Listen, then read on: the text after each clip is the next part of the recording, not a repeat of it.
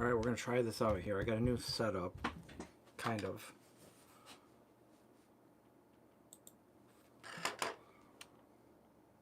So just give me 1 second.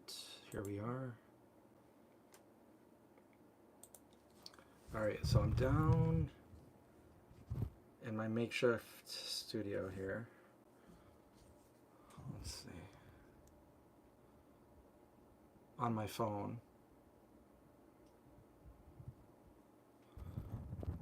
So, if you guys can hear me okay, just let me know.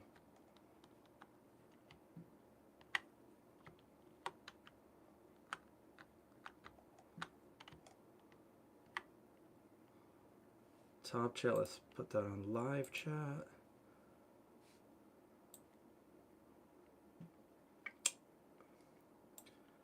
Sounds good? Everything? Everything's good? Okay, cool.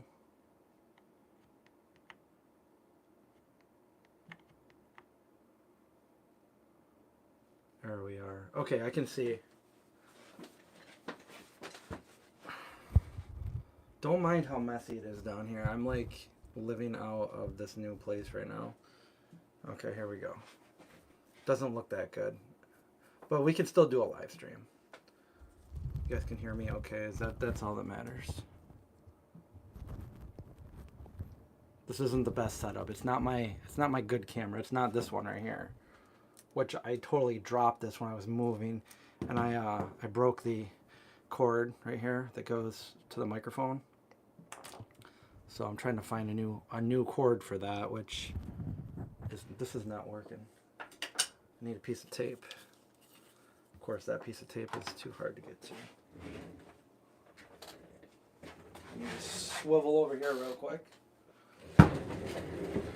If you can hear the microphone okay, I won't do anything, but it's like kind of like dropping down. Anyway, this isn't the normal time I do my live streams, but I promised you guys I was going to do another live stream this week because I have a couple things to do.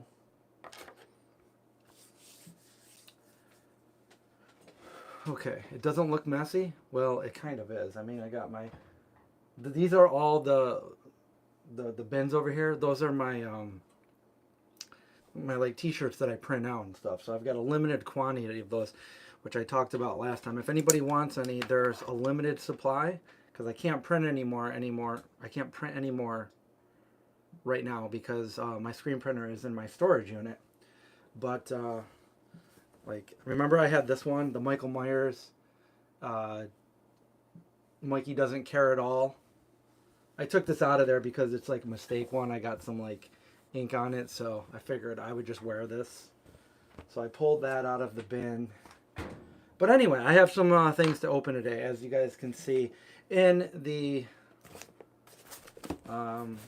description, we have a vegan cuts box here, and I got a couple other things. So let's get right into it.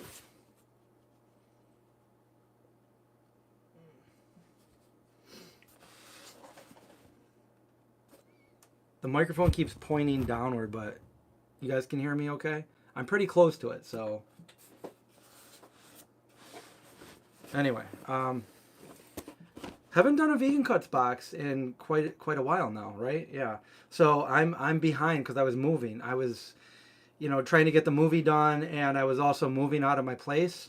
So I have a couple of vegan cuts boxes that I haven't got to yet. So I still want to open them because I'm interested to see what's inside. I haven't looked myself, and I used my favorite knife that I'm always... By the way, this is my favorite knife, and I have a link below for it, but this is the one I always use with... I give to John in the kitchen. It's like the sharpest, best Japanese knife around. So I had to grab it because I usually use my other knife when I open these boxes, but I couldn't find it, you know, because of the move and everything. I think I do know where it is, though. I got 2 storage units. It's in one of them. Everything I own is in a storage unit, and the stuff that isn't in a storage unit is like literally right here. So, also, I apologize ahead of time. Like, the internet here is not really good, so I'm hoping that I don't lose connection. If I do, I'm not going to be surprised. I've already called my internet company and talked to them and everything. I think there's something wrong with like the router. I don't know. Oh yes, because they also sent me. They have a really cool knife sharpener that you've probably maybe seen me use on the show. It's this little thing where you drag it through like this for like a coarse one, and then a more fine one, and then a third really fine one. And when you do all that, I mean, it'll just go right through a tomato. You hate it when you get a knife that's not sharp enough to cut through the skin of a tomato, and it kind of like mushes it before it cuts it. This will just go right through it. It's super sharp, and the sharpener works really good. My brother even bought one of these. I had no idea. I'm like, oh, you got one? He's like, yeah, I got it from your link, and I'm like, I had no idea. My brother's the kind of guy that he'll do. He won't tell anybody. He'll just do things. But anyway, Vegan Cuts Box is, most of you guys already know what I'm going to say, but if there's somebody in the chat right now that is new to the channel, a Vegan Cuts Box is a vegan snack box. So it's a subscription-based box, and it's all vegan, and they send you different samples of vegan things. I've learned so many vegan companies through the Vegan Cuts Box, so it gives you a little idea of trying different vegan things out there. And that's the good part. Also the good part is that if you get a little sample of something that maybe you don't like, now you're not spending all your money on like something in the store of a full version of it. So I feel like it's good either way. And I always collect these boxes. I've got so many of these that I put my stuff in. And they donate a certain amount of proceeds to a different animal sanctuary every month. It's cool, and I have a link below if you guys are interested in this. So, and you'll get one every month. So let's go check it out. I've already cut the seal on this one because I had to use it to take the picture for the thumbnail, which hopefully I'll have a better thumbnail after the video is over. It's been a while since I've done these. I was thinking about just doing a video. I haven't done very many videos lately, and this is like the time of the year that I'm supposed to be doing videos, you know? The vegan zombie, Halloween time, fall. So anyway, this is the animal charity that they're giving to for this one. We got a couple kitty cats there. A couple kitty cats. I have to put my reading glasses on to see where this one's going. But it looks like festival season.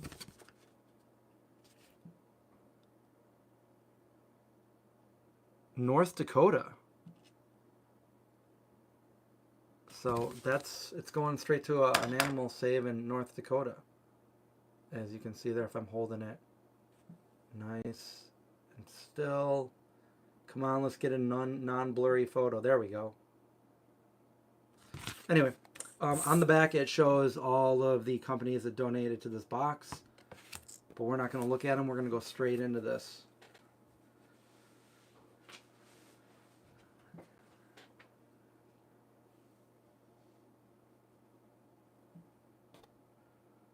Oh, the time that I was trying to get pizza boxes from Wegmans, but they wouldn't let us. Yeah, they were trying to say like all these things like, we don't know, you might make a pizza and try to say it's ours and be bad. I'm like, I would never do that, for one. And number two, what would stop me from just buying a pizza, throwing it away, and doing that anyway? Let's see, we have Fitzels.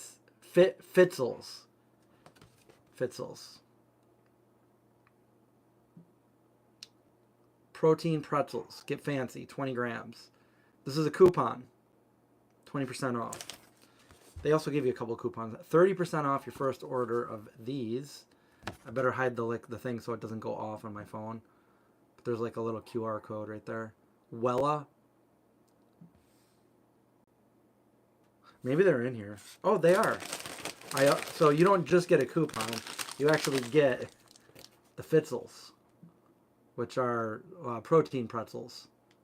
Bougie mustard. Who comes up with that name? Bougie mustard. And that's a thing of mustard. It kind of looks like honey, but it's a mustard.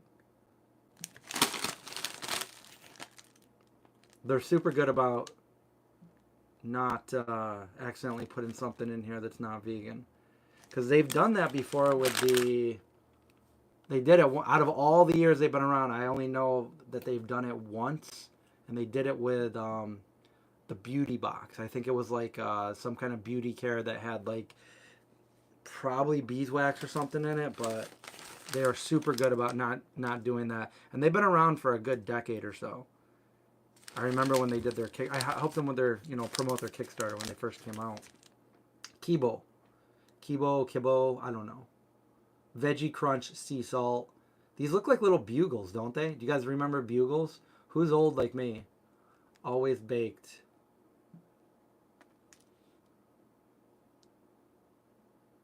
Veggie Crunch. What else we got in here? This is that other stuff. Sorry, I gotta look at this. It's kind of dark in here, and it's hard to see the writing on some of this stuff. Perfect pick-me-up. Wella. Strawberry lemonade flavor. Enhancer with... Oh, it's got caffeine. So I'll probably give this to somebody. Give this to a friend, because I don't do the whole caffeine thing. But for you guys out there that do, we got one of these. Hopefully you can see that. Pick-me-up.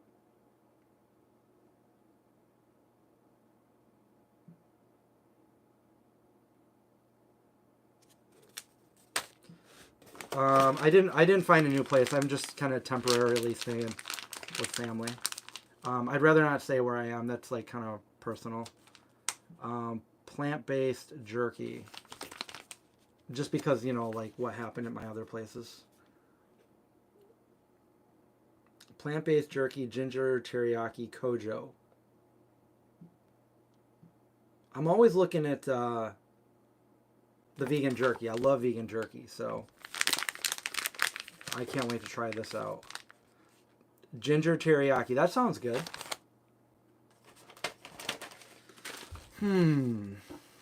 Dried mulberries. Dried mulberries. Isn't there a song all around the mulberry tree?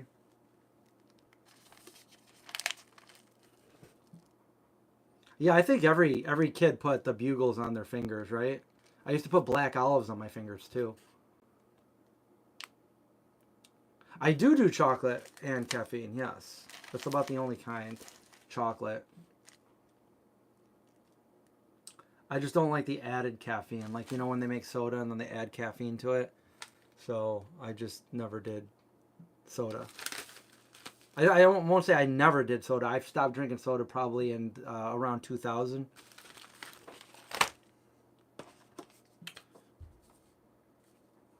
Four Sigmatic.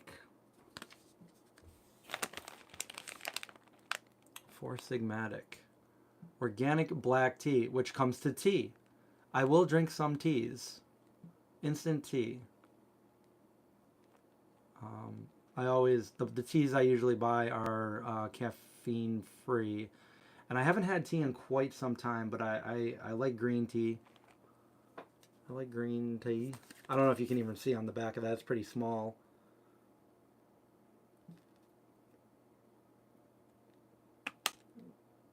Yeah, I'm not sure if you can see that at home. Oh, what is this? What? This is one of my least favorite things with one of my favorite things. I just don't know what to think about this. Look at that. It's called mushroom chocolate. I hate mushrooms and I love chocolate. What do I even do in a situation like this? Mushroom chocolate. I bet the mushrooms make it healthy though, right? Although chocolate in small doses is healthy. Oh, I drank a lot of soda growing up. I remember I used to play Dungeons and Dragons with my friend when I was like, 13, 14. And we'd all have our own 2-liter bottle. I'd always get Mountain Dew. I remember a time when, Dr. Pepper was my soda and then Mountain Dew when I tried that out.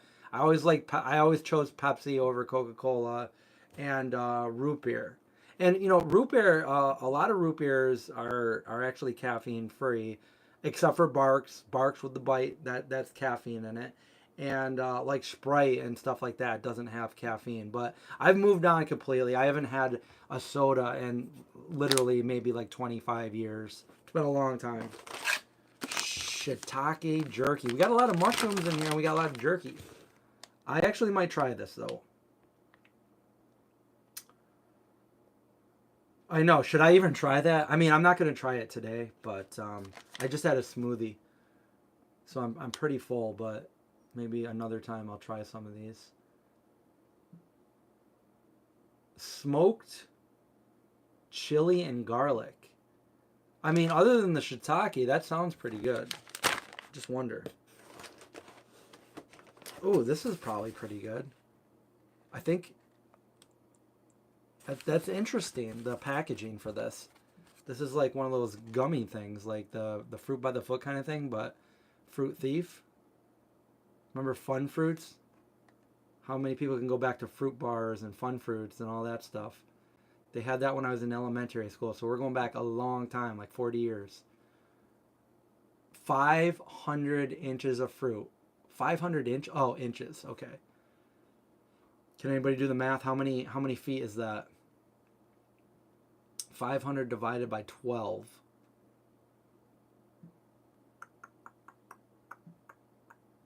Anyway, that's a pretty interesting. It's a box. It's cardboard. Got the little Fruit Thief, which is the raccoon. I could see that. And then what do we have left? Let me fold that up like that. Okay, mini pretzel braids. That's funny. I had some like dill pickle pretzel braids I gave my mom last night. She really liked them, but they're kind of high in sodium. So, Bold and Herbie. These actually look pretty good. Stellar, I might say. Mom and I created. So that's not it. There's another one. There's actually two of them. Bold and Herbie. So I got two of those. And that concludes the Vegan Cuts box.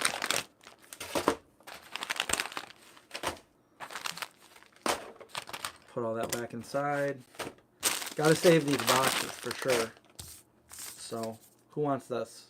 Here, take it. I wish I could just like have one of those things. You remember when, well, they probably still do this, but when I was little, I'd go to the bank with my mom and they put that thing in and it was like Star Trek. It was and you'd put whatever in it and you put it back in. And too bad I can't do that with you guys. Like, oh, you want this? Here we go.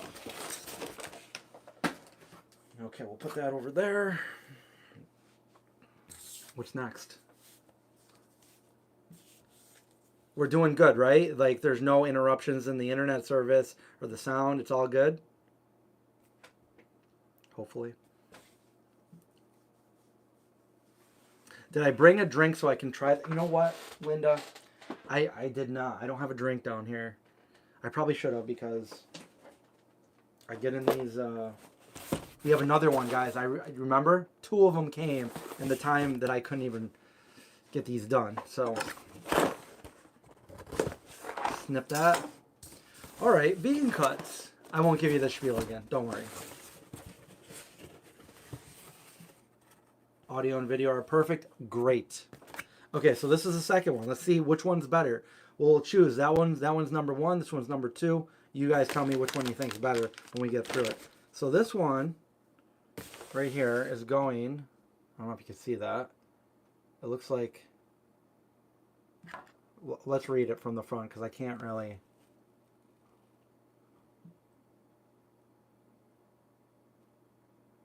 Chimpanzee Sanctuary Northwest. That's where this one's going towards. And again, that's everything in the box. What do we have here? $1 off for these. Delicious candy. Zoie candy. I want to at least have it up here long enough for you guys to be able to see it. Oh, I think I just showed the QR code, so anybody gets $1 off. Let me put that like that. And then this one, Scout. Snack bars. I was just talking about like fruit bars. Who remembers those? I still remember the commercial. These kind of look good. Rivals. They kind of remind me of like, I don't know, like baked pizza bites or something. Stuffed late night pizza. It's exactly what they are. It's pizza bites. Rivals. These actually look really good. Hi Mel, I'm doing good. How are you? 46, 41.6 feet. Thanks, Antero. 41 feet. That's pretty long, actually. That's a lot. It must be like really, really tiny. Okay, here's the zolie pops. They're like little suckers. The clean teeth. Whoa. You don't even need to brush your teeth. Just have one of these. I'm kidding. Oh, I remember. Yeah, combos are. Yeah, I wish combos were vegan. They do have something that are quite like combos, but they don't quite have the same taste, but very similar. The cheese bites, pretzels. Wegmans has them. So does Walmart, and probably other places. But those are the two stores around here. I went to Target the other night to get some of those. There's a lot of QR codes these days. To get some of the those Justin's like Reese's Pieces that they have. And the first Target I went to did not have them. They had the other ones. And I was like, I don't want these. And I went out there to get them. So I had to go to a different Target. And it was like 9:30. And I made it to the other one at like 9:50. And in my head, I'm thinking they close at 10 o'clock. So I rush in there as fast as I can. I go straight there. I grab what I was going to get. I also saw some cereal that I wanted. So I'm like, I'll grab this too. Haven't been in Target in a little bit. I would love to go back in there and do another video because, you know, you guys seem to like those. But I'm like rushing to get out of there, and I'm like pretty much running through the store. People are looking at me like I'm crazy. I get out of the store and then I look back in there and nobody else. I'm like, there's people still in there. It's 10 o'clock. I look it up on I researched it. Closes at 11. So yeah, they probably thought I was a maniac just to get candy, which I kind of was. Okay, this one is, I don't know if I would call this a snack, but this is a whole box of Brammy. New era Italian food, penne. Wheat pasta. Brammy Stoker pasta, penne. So, whole box of that. Oh, I remember this. And I think they sent some of this stuff to Craig. This is protein powder, and it's called Earth Chimp. So, I'm excited to try this out. I may have tried it a long time ago. I can't remember, actually. Oh, I'm going to try to cut my own hair. I'm going to try to, you know, maybe I'll do it right here on camera. Okay, what's this? Well, when you know what this actually is, the actual word means, this does not sound good at all, but when you read the rest of it, it actually looks good. But if you know what chum is, that's not very appetizing. Do they not know what chum is?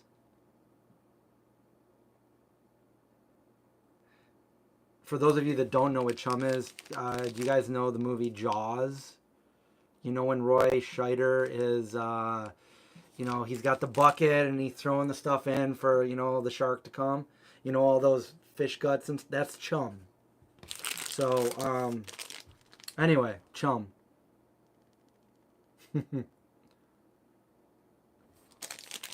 Unless I'm getting that mixed up with some Mandela effect, you know, because I haven't looked it up in a long time, but that's what chum used to be when I was a kid, chum. But anyway, these actually sound like they would be good. They're fruit bites, strawberry fruit bites.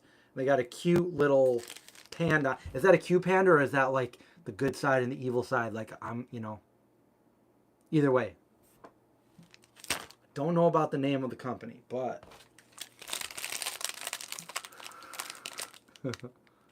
okay, this, ooh, I like that. This sounds really good. Because I like cereal and I like French vanilla. Vegan cereal bar. It's about that thick.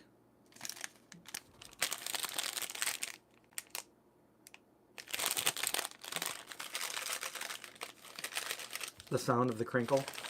What else we have in there? Oh,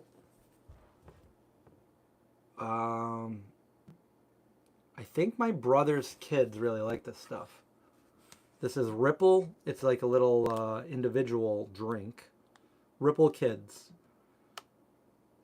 Chocolate. I believe it's made from pea protein. It's got a lot of nutrients in it of the vegan milks.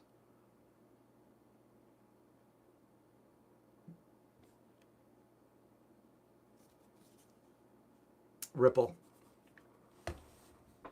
And we're getting down to the end, guys. What is this? Hold the QR code to see. It's probably another coupon. Let's wait for it to come up. And what's it say? Eat Stress, Feel Alive, Gold Mine. Scan code, 20% off. Gold Mine.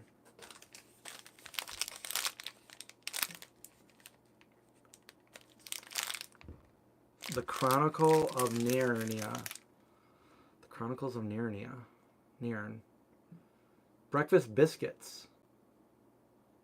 Blueberry and Raspberry. Nairns. Nairns. You like the sound of that? Or just opening up different. Trini, that's what I always think too. Just the way it's written, it does look like it says nipple. Every time I see it, I'm like, I gotta laugh.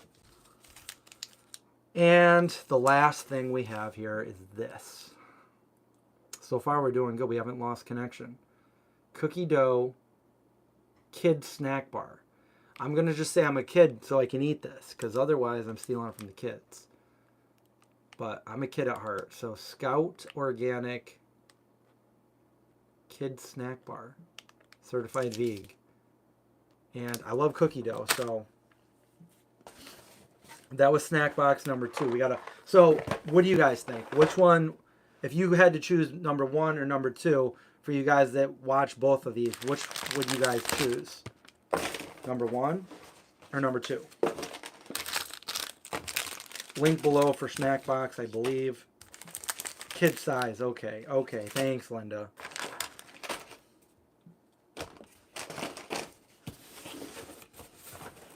Number 2, number 2. Maybe we can mix and match. Take our favorite things out of number 1 and on to number 2. Number 2 was less mushrooms. That was a very unique. I'm still thinking about that chocolate mushroom.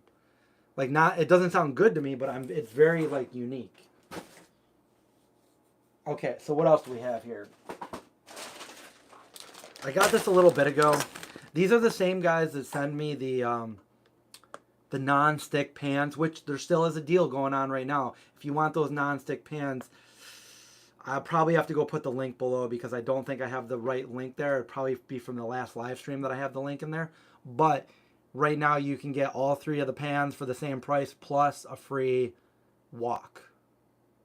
Which I made some stir fry last night. It was pretty good. So they sent me this as well. Which I've shown you this a long time ago. I don't know if you guys remember, because it has been a long time, but Nacho Licious. So Nacho Licious, it's like a vegan, nutritional yeast, obviously vegan, but they have different flavors of it. They got the mozzarella nooch. So we can make some like creamy mozzarella cheese. The name of the company is Gloriously Vegan. That looks good. Let's see what else I got here. Oh, we got 4 different flavors. We got Nacho Licious.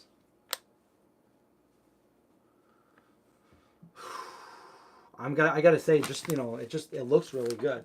I'm still using the other one that they sent me a while ago, just a regular nutritional yeast. We got Smokey Licious, gloriously vegan, not bacon flavor.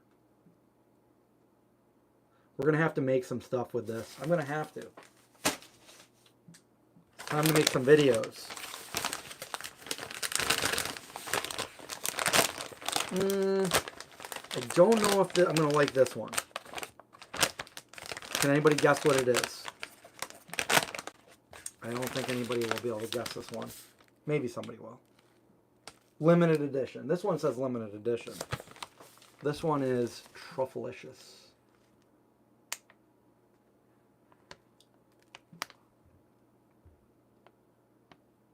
Gloriously vegan, Trucious. Limited edition. Always vegan.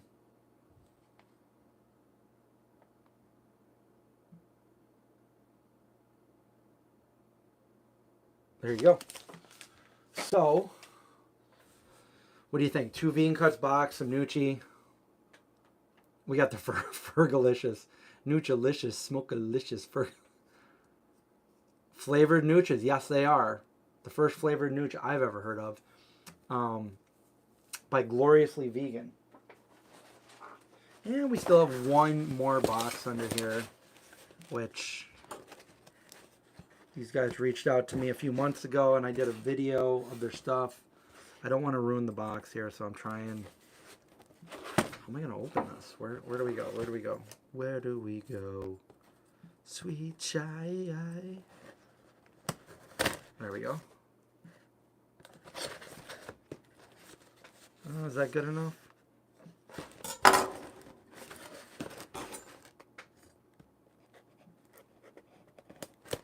There. They really got this taped up pretty good. There we go. Okay, these are delicious.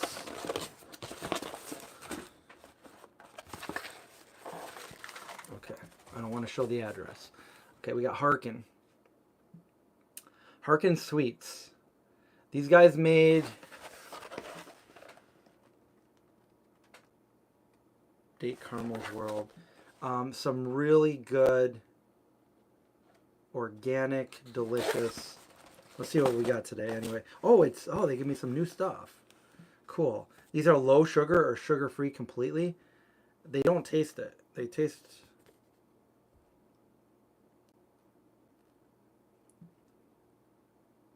Okay. So they have the candy bars. I did a video on this a few months ago. The Harkin video, the candy bars.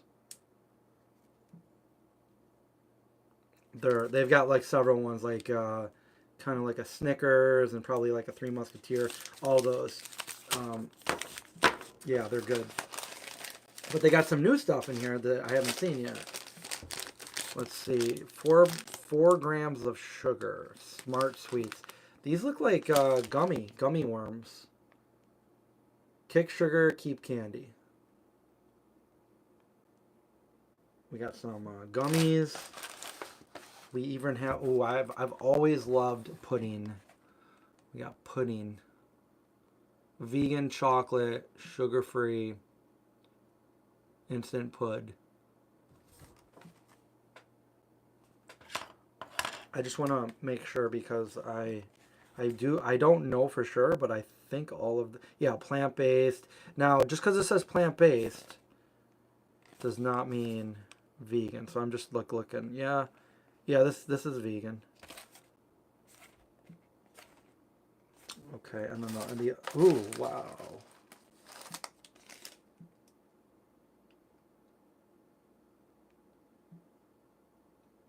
Okay, cool. So yeah, we got chocolate pudding, sugar-free. You want to see if the Nooch is high in sodium? All right, let's just grab like Nacho. Nacho seems like a normal. Let me just see. The sodium is on this.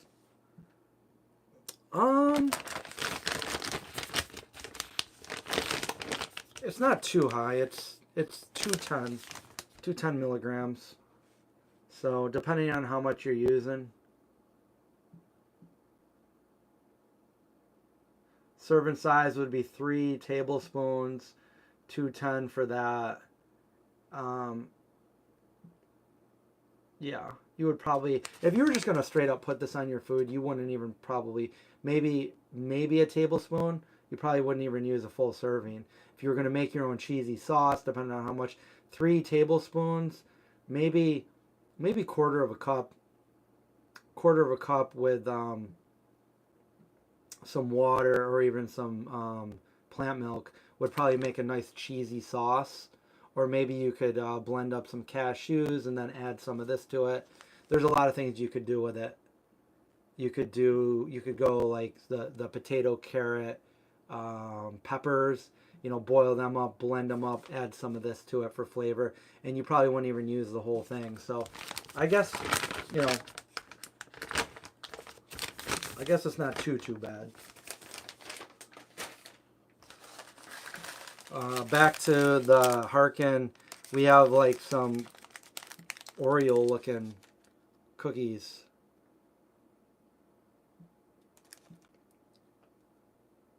Cookies and cream. So, be careful though, because I just saw that, you know, the Not Foods company, they have like Not Mayo, which was vegan, or at least they told me it was vegan when I met them at the expo. I tried looking for it in my video because I know I have a video of I think it was me and Craig trying out the stuff years ago. It was probably either 2019 or maybe 2018. I don't remember, but I couldn't find the video. Anyway, their vegan mayo is not vegan. It's got L-cysteine in it, and if you guys know L-cysteine, it comes from like bird feathers, derived from bird feathers. It could also, I think, be like really weird stuff like human hair and stuff like that. But they confirmed that it was bird feathers, so it's not even vegan. So be careful. I want to do an entire video on this. I've actually wanted to do this video for about a year now. And I think I actually made a video, but I just felt like I was all over the place, so I never posted it. Be careful when something says plant. That's why I always want something. I've always wanted something to say vegan. If you want to say plant-based too, because a lot of companies are moving away from saying vegan for whatever, you know, they think there's like a negative connotation there, which I can see an argument for that. But the way I see it, I've never likened veganism with any kind of negativity or anything. I know some people do though, and a lot of companies have switched from saying vegan to plant-based, which in my eyes, they're not the same thing. You could say something's plant-based and still get away with it and not be vegan. So I just really wish that vegan companies or companies that are selling vegan products, whether they want to say plant-based in big letters, somewhere in that package, just, you know, for, you know, to make it easy on us vegans, especially vegans that have been vegan for like decades, that we've been waiting for the day to come where they label the things vegan. And then they did about 5, 6, 7 years ago. It became huge. Everything was labeled vegan. And then all of a sudden they're not doing it anymore. Like, I don't want to see something being labeled plant-based because, yeah, it's probably vegan, but like it still makes me have to do all the work. Like, I got to call the company, say, hey, are these ingredients, like just somewhere on that. Even if you want to do it real small so most people don't see it, label it vegan. If it's vegan, label it vegan. You know, you label the stuff gluten-free, you label it lactose-free, you label it keto, but for some reason you're like biased towards vegans. I don't get it. Label it vegan. If it's vegan, label it vegan. L-cysteine is derived from bird feathers. So you can look it up, L-cysteine, and that's in a lot of like doughs, a lot of like things like bagels and breads and stuff. It's not in all, but if you see that, stop what you're doing right now. I wouldn't buy it. I wouldn't trust it, but make sure you if you really want that product, call the company and find out what it was derived from. And most likely it's not vegan. So, but they admitted that their not mayo, which is the vegan mayo that they have, is not vegan. So if you have some of that not mayo, just go ahead and look in the back in the ingredients, and if it has L-cysteine in it, it's not vegan. So sorry if you're eating that, and I hate when that happens, because I don't know if they changed it or they just never knew or they never told anyone, but it was just shared on my local vegan vegan group on Facebook, and I'm not surprised, you know.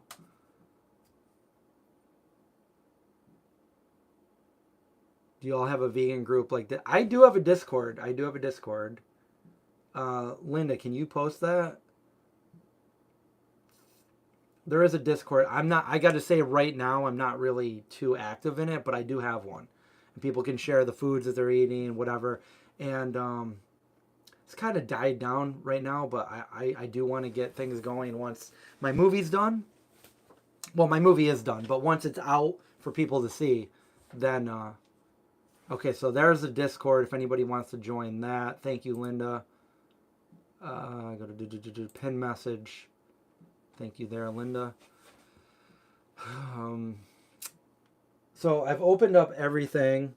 I feel like we've done good without losing connection. Like I feel like I'm really, you know, taking the odds right now if I'm gonna stay on too much longer, because I feel like the internet's gonna drop any minute. It does that here, so I need to, because I'm not on my actual computer. I'm looking at my computer, but streaming from my phone. So I know that I could plug this straight into the modem if I was doing it from my computer. But again, my camera cords are all packed away. So, and you guys know, for those of you that watched all my live streams, you remember this camera right here.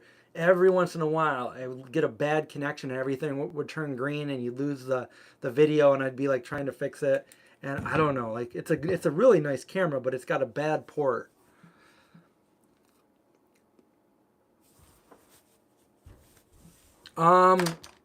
The trailer, I don't know when the trailer's dropping. I don't know. I'm not really saying too much about it right now, just because there's good news and bad news, and don't worry, just bear with me. It's going to be a little bit longer. I didn't want that to happen. I haven't really said too much about it, but it's just going to be it's going to be a little bit of a longer wait to see the movie than I originally planned. But when I can, I promise I will tell you guys everything and tell you more about it. But we do have to wait a little bit longer. And part of the reason for that is because, like, obviously the movie's not going to drop this month, which is what I wanted. But like, I don't want to put out a trailer and get everybody excited and then nothing happened for a little while and then it dies down. I want to put the trailer out in a timely fashion where it will lead up to like watching it like pretty much within a good time frame. So that's my only concern, is I don't want people to get excited and then everything just dies out. So when I actually put the trailer out, but I am working on it. It's interesting.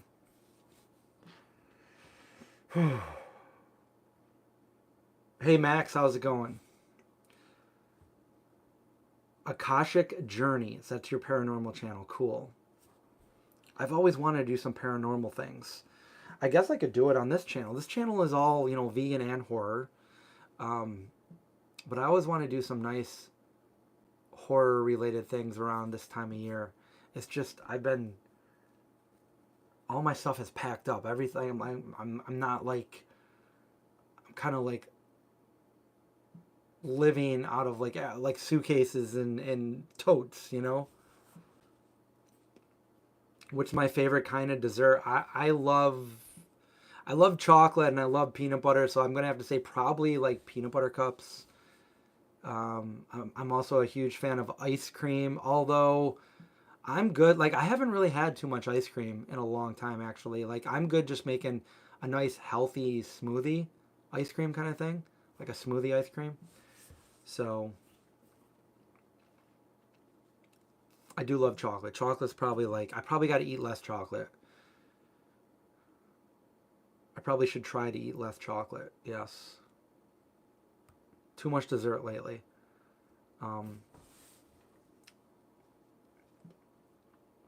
I got to start working out again more, because for those of you who know, my arm has been messed up for the past probably the last year. Happened like October, November of last year.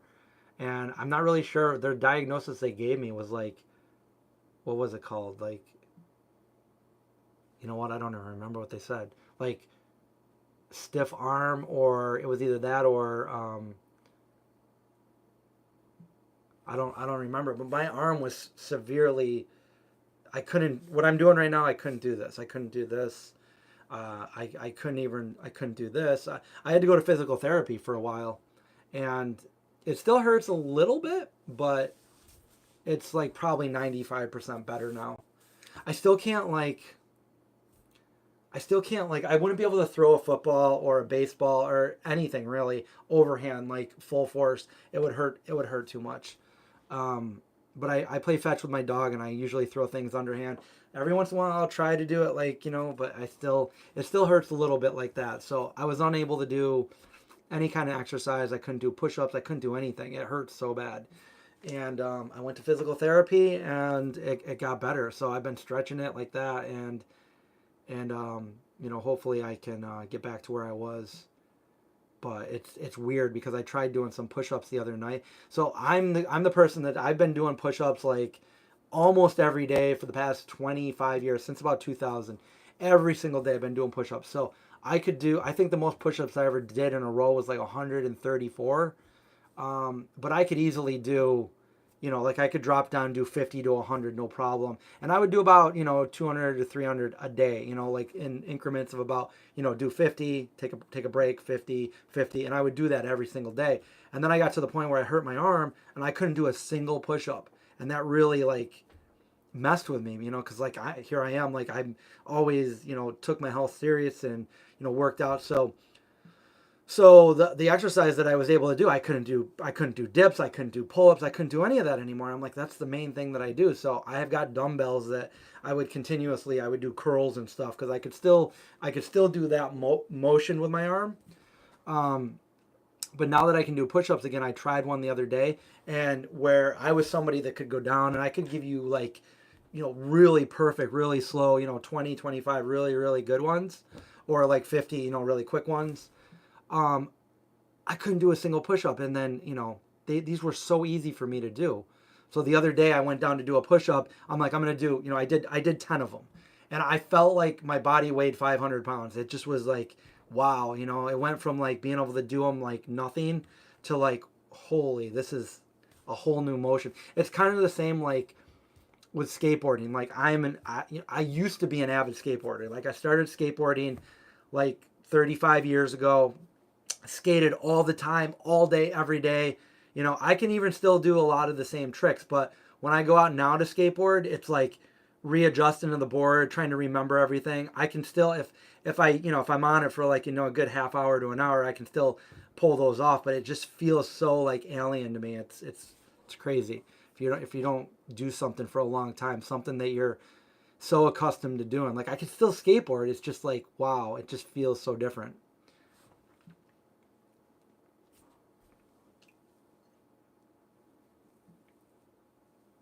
The diagnosis wasn't veganism. No, not at all. Not at all. Everybody likes to think anything that goes wrong with somebody, it's got to be vegan. No sound. Cynthia says no sound. Linda says sound is perfect. Check your settings.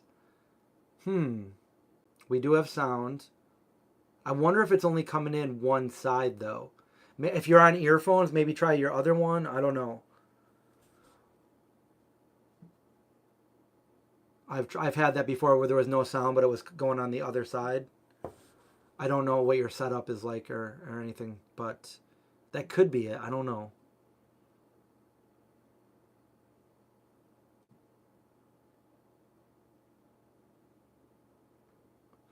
Um, yeah, I don't know. What else do you guys want to talk about while you have me on this Friday afternoon live stream? Anything?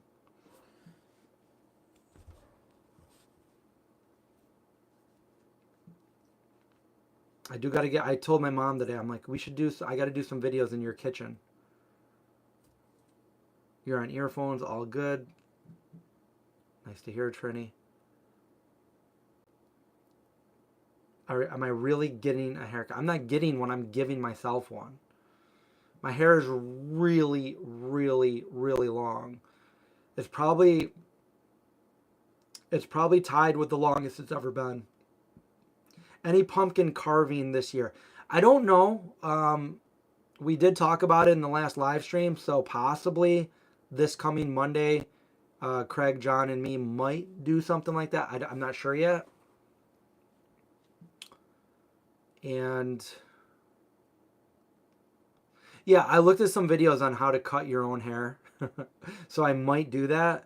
I'm not going to cut it too short or anything like that, but I feel like it's so long right now. It's just crazy. It goes way down to here. Like it's down to my belly button. And in the back, it goes all the way down to like my waist. So I figured, and I watched the video of how to cut your own hair by a professional hair cutter. And he says right off the bat, he says, if you have to cut your own hair, this is how you do it. But I highly recommend you don't do it. Don't cut your own hair. Have it done professionally. But if you have to do it, I don't think it really matters, for me. If I do it wrong, I still have a lot of hair left, You want me to make you a wig? A Chris wig? Last time I cut it, I donated it to Wigs for Kids, but I don't think I'm cutting that much off. I'm just kind of giving it a little bit of a trim. I know it's all up in my hat right now, and it's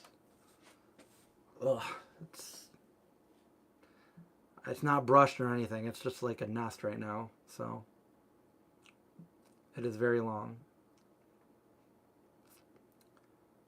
But I don't know. The moon was looking good last night. It almost looked like daylight. It was so bright, and it's getting a lot colder too. So I don't really know what else to say. I've got like so much to say, but so little to little time. I feel like I need to just, once I get out of this whole thing, like once my movie is like so done and the trailer is done and I've done everything I need to do for it, I feel like I freed myself up to like just go back to doing these videos or whatever comes next. But right now, like I'm still working on so many things behind the scenes that it's like I haven't really been able to do the things that I used to do on the channel, so, but I have so much to like share and all that. And again, we do like, I feel like there's got to be like, we got to get more publicity out there about this is the first vegan movie, the first vegan movie that's not a documentary. We got a vegan, like in every way we made this movie vegan, like all the food on set was vegan, everything about it was, this is a vegan movie. And it's like the first of its kind. I'm surprised nobody's done it yet. I know there's movies out there that have vegan themes or whatever, but this is intended to be like, a vegan movie, and it was made that way, and it's got, not only was it shot vegan, but it's got a good vegan message to it and stuff, and it could like promote vegan for years to come, something like that. You cut your own hair, you cut your own bangs. That would be, you don't want to mess that up. I've definitely cut my own hair before because it was so long. It didn't really matter if I screwed it up.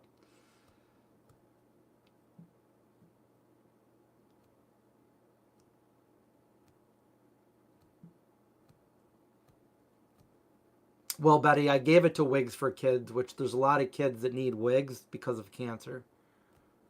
So, but I'm not cutting that much off this time. I'm probably only trimming it a little bit.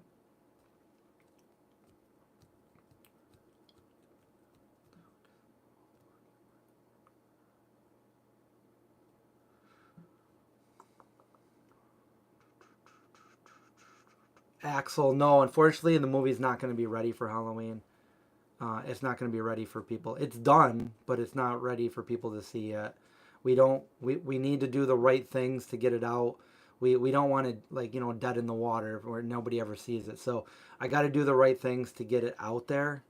So that's unfortunately not going to happen right now. But this was my, I guess like I kind of, I kind of met my goal, but I also didn't, because like I gave myself, I said I want to get this movie done in time for this fall season, which I did get the movie done. So like that's a huge accomplishment to finally get something done that took so long to make, um, but wasn't in time to like meet all the criteria to get it to the right you know distribution and all that kind of stuff. So that's something we're the producers and I are looking into, and it's unfortunately going to take it's not going to be done in time for that for this fall season. So, but it is done, and you will be able to see it soon. I just don't know when yet. Tips on staying motivated as a vegan. Well, I mean, for me, I guess let's just say, like, when you get into the right mindset of what veganism is, there's no going back. So, like, for me, I guess the only way I can put it is I don't think about it. I know that I'm vegan. It doesn't rule my world. It doesn't rule my life. I just know that I'm vegan. So, I basically, 30 years ago told myself that I don't consider animal products to be food. So then I said, what else is out there? I got to live, I got to eat. So I just saw everything out there that is not animal products. And I said, all right, there's literally thousands of ingredients that I can make different meals that I can eat that are vegan. So after I did that, I really don't even, I wake up and I eat what I'm going to eat. I don't think of it as like, it's not a challenge. It might be a challenge at first, like learning what things you can buy and what ingredients are vegan and what ingredients are not. And learning like, different foods and stuff. Like I'll say before I went vegan, I was at a young age. So like when I grew up, my mom had like a limited food. Like there wasn't too much, looking out in different ethnic cuisines or anything like that. It wasn't until I went vegan that I started finding all these like, I found, Middle Eastern falafel and stuff like that. And then, different like Korean and different Asian foods. And I started finding like Ethiopian, like all these different cuisines that it just expanded all these different things that I could eat. So once you know what you can eat and what you can't eat, and then you just tell yourself like, if that's an animal product, it's just, I simply don't see it as food, then it's almost like, I won't even say, maybe it's motivating, or maybe it's just your everyday life.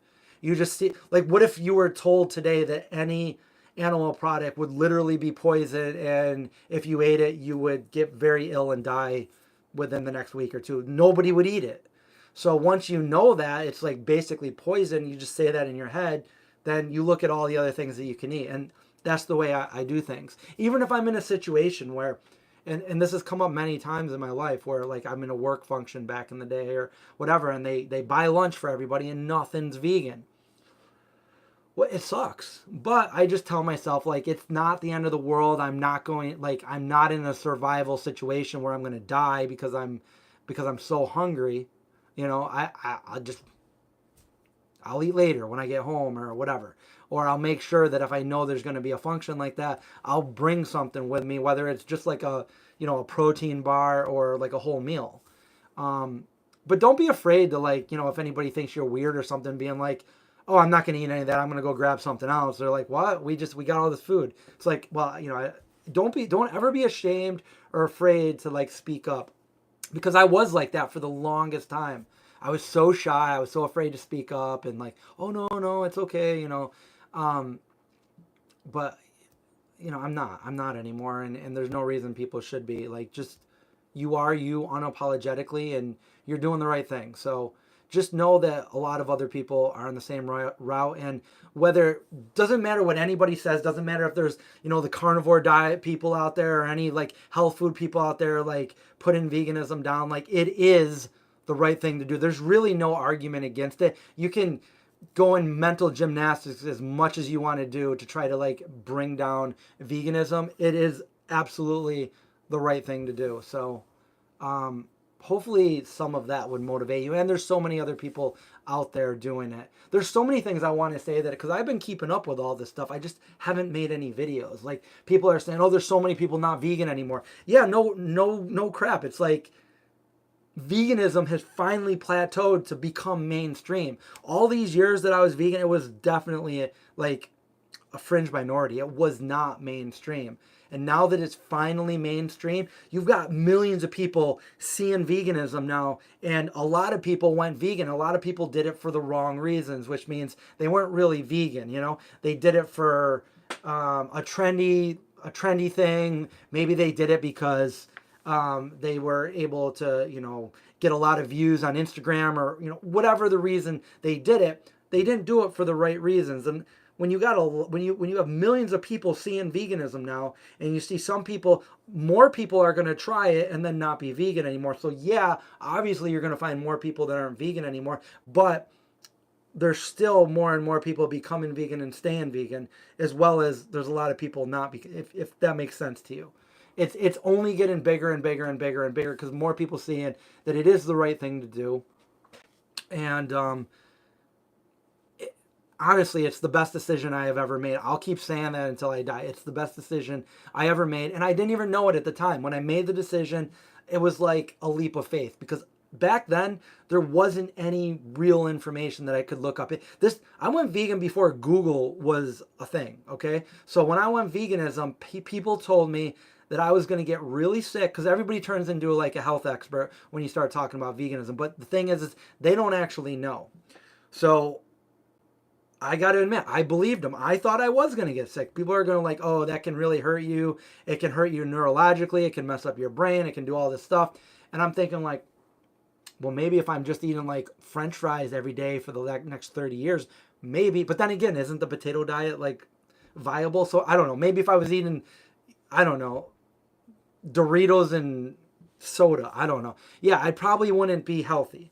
But I did it at a time where everybody was telling me you're going to get sick. And I said, I don't care. I don't want to be part of this industry. And I basically, I took a leap of faith. I'm like, I'm going to get sick. Guess what? The opposite happened. Actually, I felt a lot better. I'm not going to get into it because I've said this story many, many times, but I was born and I grew up with a heart condition, and like I was out of breath a lot. But after I went vegan, I felt way more energy. And after a few years, I went, I'm making the story real short. I went back to the heart doctor and they said, you don't have it anymore. You grew out of it. You don't have this. I'm like, oh yes, awesome. I don't know if that had anything to do with veganism, but I do know when I went vegan, I immediately felt better. I had more energy. I was always lethargic before that. So I basically took a leap of faith and I said, I'm doing this despite all these people telling me that I'm not going to be healthy. And here I am 30 years later. I just celebrated my 30-year vegan anniversary last month. So 30 years have gone by and I'm not dead. I'm not protein deficient. I don't know. I really wholeheartedly would recommend anybody and everybody going vegan if you can. If you're on the internet watching this right now, you probably have the means to go vegan. I've gone vegan when I was making good money, and I've been vegan when I was so poor that I was like scrounging, trying to figure out where I was going to live, where I had to get a broken down bicycle from Goodwill just so I could get to work and back from where I was living. I had no money, and yet I was still vegan. So the movie The Illusionist with Ed Norton, I know that I saw that movie, but I can't remember it. It was so long ago.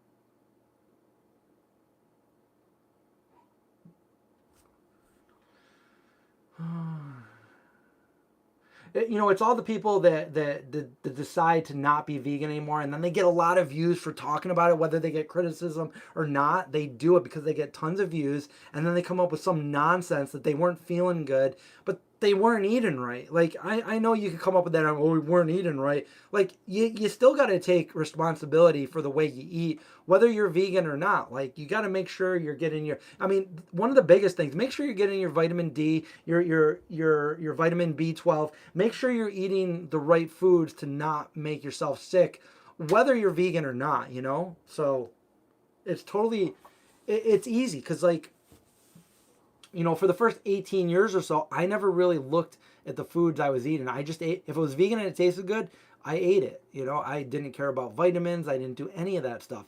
And I was healthy. It wasn't until like the past like 10 years that I decided to start looking into like healthier vegan eating. But in no way am I like, I still eat processed food. The processed foods I eat are like vegan like I'm not eating like Doritos and Takis and things that are vegan. I really limit those. Like once in a while I'll eat something like that. But so most of my processed things would be like a processed Wegmans veggie burgers. Not even like the Beyond Burgers and stuff. Those should be very sparingly eaten because they're filled with like saturated fats and oils like coconut oil and stuff like that. For me, that's not good for me. Like coconut oil makes my LDL cholesterol go up, and so when I say processed foods, not all processed foods are equal. There are some processed foods that are like, I mean, tofu is a processed food. I don't really consider it that, but I know technically it is. Personally, I consider tofu a whole food. I'm not stupid. I know it's not, but for me, it's a very clean processed food. So I will eat tofu and tempeh and stuff like that. But I mean, like for Doritos and stuff, you'll find things like dyes and colors, yellow number 5. You don't want to be like eating that kind of stuff. There's no reason for it. Other countries don't have it. They ban it, but here in the United States, they put it in everything, and it's not good for us.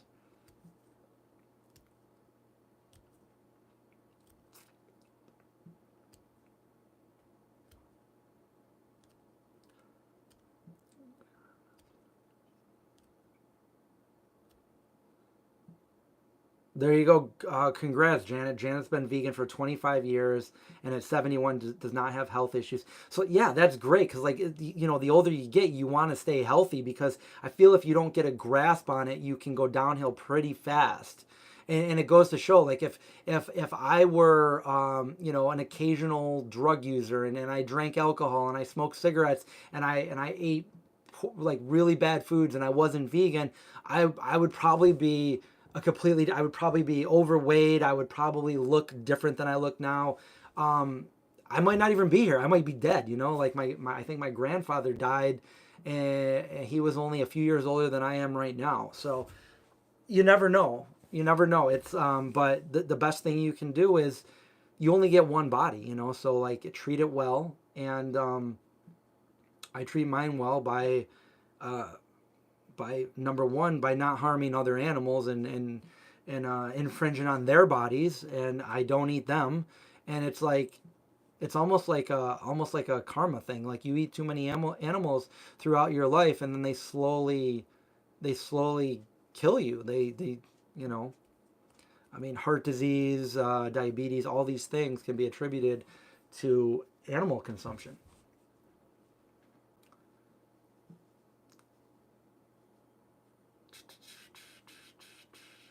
Linda is vegan since 79. Wow. I was only a few years old when you went vegan. Yeah, I wish I went vegan earlier, but I went vegan once I heard about it. Never even heard about veganism until I was a teenager. I went vegetarian first when I was 14, and that was just the turning point for me. And for anybody that's else out there, I gotta say, I did that. My parents were like pretty strict when I was growing up, and when I decided to be vegetarian, that's something that like my parents didn't support me at the time, but I did it anyway. I'm like, well, you're not gonna force feed me what I'm gonna put in my mouth, so I will just make my own foods. And I started doing it. Like I started just experimenting in the kitchen. I remember some of the first foods I ever made on my own was like just rice, and I would just experiment with different like herbs and spices in there, and it wasn't vegan, but it was like vegetarian. I would put cheese in there, and I'd put like Italian seasonings, and garlic powder, onion powder, basil, oregano, and I would just let it cook up, and I'd be like, this is tasty, and that was in the that was 1990, so Yeah, I do. I do. I'm sorry I haven't put out any more videos, but I would love to do more videos on this stuff and actually have, I've got experience. I feel like I'm an expert in veganism because I've lived most of my life as a vegan. How else can you become? You can't just become vegan and in like 6 months say like, I've got all this experience just because. I mean, it's great. I don't. Anytime you go vegan, that's great. I don't care if you went vegan 50 years ago or 2 weeks ago. It's like it's. There's no better time than right now to go vegan. And we don't need all these other foods. Like the other thing is like I'm not giving anything up. And in fact, like I've always been like, I don't want to eat something if it doesn't taste good. Like all the food I make is like top notch, and everything I eat, it tastes good, you know. And I think I learned how to cook out of necessity, just going vegan, going vegetarian, saying like, nobody's supporting me. I got to figure this out myself, and just learning how to cook. And since then, like we started a cooking channel, put out a cookbook, which is an award-winning cookbook, by the way, a vegan cookbook. And who would have thunk? I know I haven't done too many like cooking videos on the channel anymore, but things change. Over the years, everything changes. I'm just transitioning over to getting my movie out there.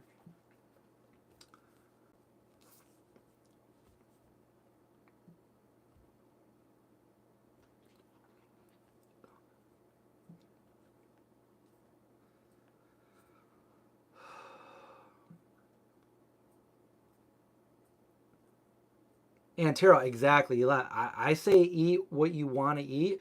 The best thing to do would be like to make a balance it out, balance the foods that you eat. Try not to eat too much junk, but if you want to eat some fats and stuff, go for it. Like that's the thing. Like as long as you're eating vegan, don't beat yourself up over it. Because I did about 10 years ago. I went raw vegan. I did it for 100% for about 3 months, and it was difficult. It wasn't for me because I started questioning myself. Oh, I can't eat this. I can't eat that. I'm like, why can't I eat it? It's vegan, like, and it was too much of like a struggle with like, I don't know. It was like it was just like a fight every day of like what I was craving things, and I would never go back to like not being vegan, but I still wanted to eat some like foods that wasn't just raw vegan. It just wasn't doing it for me.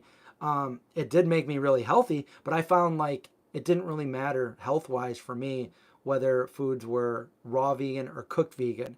But I don't beat myself over that, and I will eat junk foods. I probably right now I'm eating too many junk foods, so I got to go back and balance it out to some more healthier foods.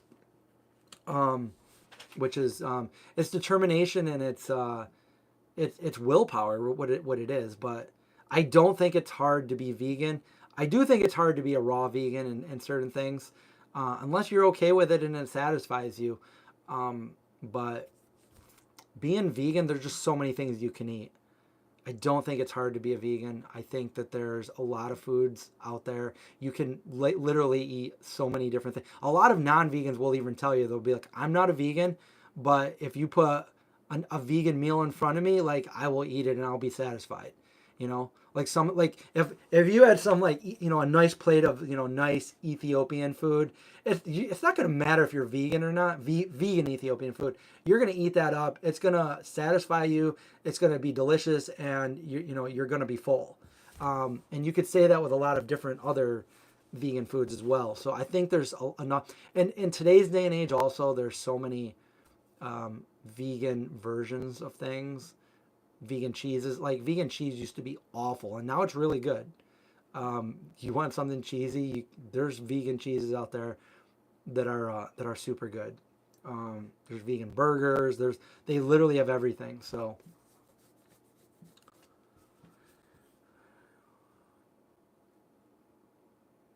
there's old timer vegans that bash. I would never bash somebody. Like I don't know what the point is.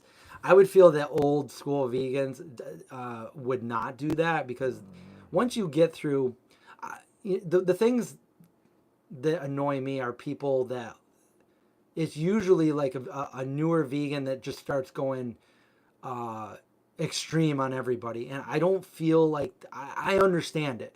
I understand they see their world is opened up to the horrors of the animal industry. And then they get so mad and everything. And believe me, I am too. But I internalize that and I try to promote it in a way that's not going to turn somebody off to being vegan. You do that and you can go counterproductive real quick. So like I see some people like getting like real extreme with people, and even though I understand where they're coming from, I don't think it's the best approach because it gets people thinking that vegans are just, whack jobs out there and like, oh my God, I'm never going to do this. And then they associate vegans with those kind of people, with veganism with those kind of people. And the only thing is, the only thing that's going to hurt are the animals. So like you got to be smart. You got to be smart in the way you promote it. And there's so many different ways to promote veganism. And I'm not going to knock anybody for the way they promote veganism. The way I did it, the best way I found to do it was to inspire people to want to be vegan. And that's why I started this channel. And nobody can tell me that I haven't done anything because literally thousands of people have gone vegan because of the channel. I've had thousands of people reach out to me. So I do my work through the channel. I don't really say things to people in everyday life unless they come up to me and ask me. Otherwise, I kind of just keep my own business. I keep to myself, but I do my work through the channel and, through the cookbook and now through the movie. I want to make an entertainment thing that can make people think and be out there. That people, hopefully I can make the best movie I can make, that people will recommend this movie for years to come. And I'm not saying it's going to make everybody go vegan, but there definitely will be people that will think twice about their choices. And hopefully it will make some people go vegan. And that's more than if I just didn't do anything, I felt like I had to do something. Because like, again, before I made my channel, I didn't think I could do anything. I mean, the most I could do was go to work, and the people that knew that I was vegan, that, pretty much made fun of me. They'd ask me, oh, what is that? What are you eating? How can you eat vegan this? Or, oh, this is this, and it's vegan. And, oh, can I try a piece? Yeah, go try a piece. Oh, that's actually pretty good, And then later on, they're like, they associate me with the one vegan that they knew, and then somewhere else in their life, they are confronted with something that's vegan, and then they come back and they tell me like, oh, my sister-in-law, brought over some vegan this, and I tried it. It was really good, and then they come and they tell you about it. And so somewhere you made the mark on them, and that's, even people, even if you don't have a channel or you don't talk to somebody, you're still doing something because it's kind of like a butterfly effect, it's like a pyramid thing. Like you've introduced it to somebody else. Now that's in their head, whether they're making fun of you or not, somewhere they're going to associate that. And hopefully it'll be in a positive way, even if somebody's making fun of you at first. Like I found that it's still making an impact. And that's how veganism went from like literally so small of an unknown thing to where it is today, Anyway, I can go on for this. This has been my life for 30 years, so.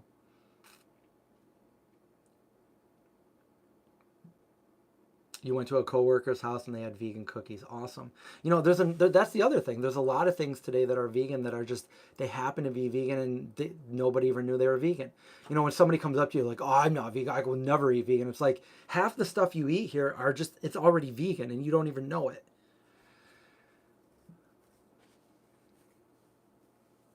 Witchy Vegan, glad you could be here while we're live.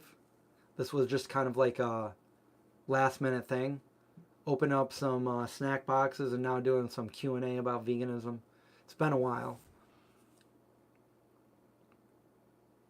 Yeah, but you don't know. Like you can make an impact on somebody's life so long ago.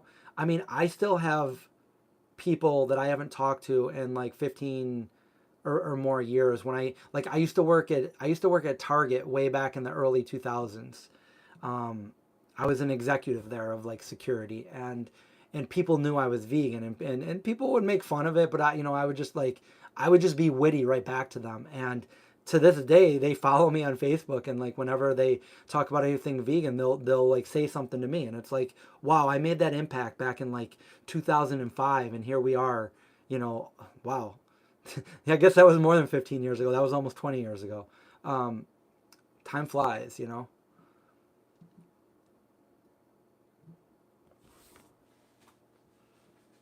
Yeah, it's funny when somebody might be eating something that's accidentally vegan as they're making fun of you for being vegan, and you're like, what you're eating right now is actually vegan. What? It's like, yeah.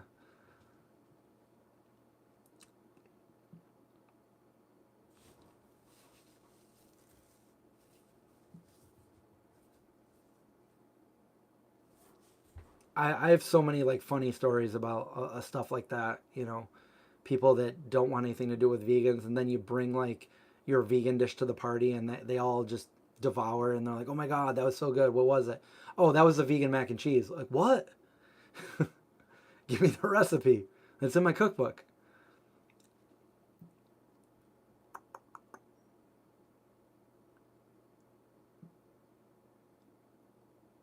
Yeah, and that's the other thing. Like people that it's not the best, but it's better than nothing. Like when people aren't vegan, but you know, a lot of people that I know aren't vegan, but they won't buy actual cow's milk. They'll buy like plant milk.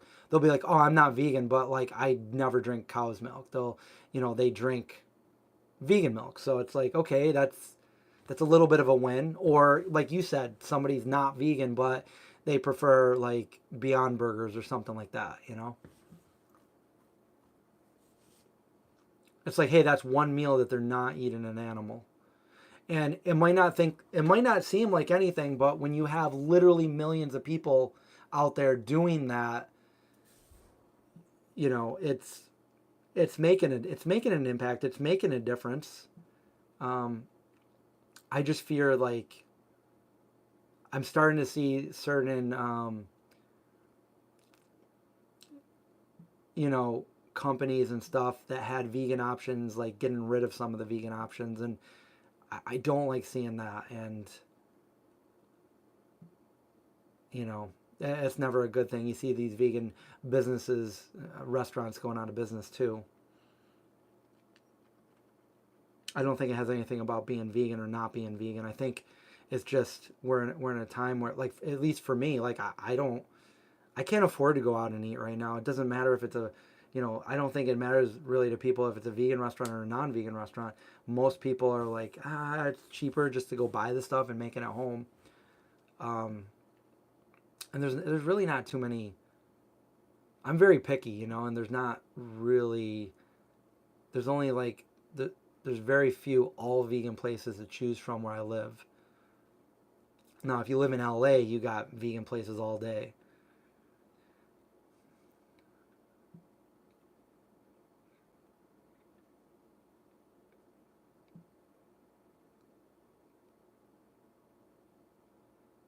Alex or Axel is oh, that's cool. You're working on a Frankenstein script.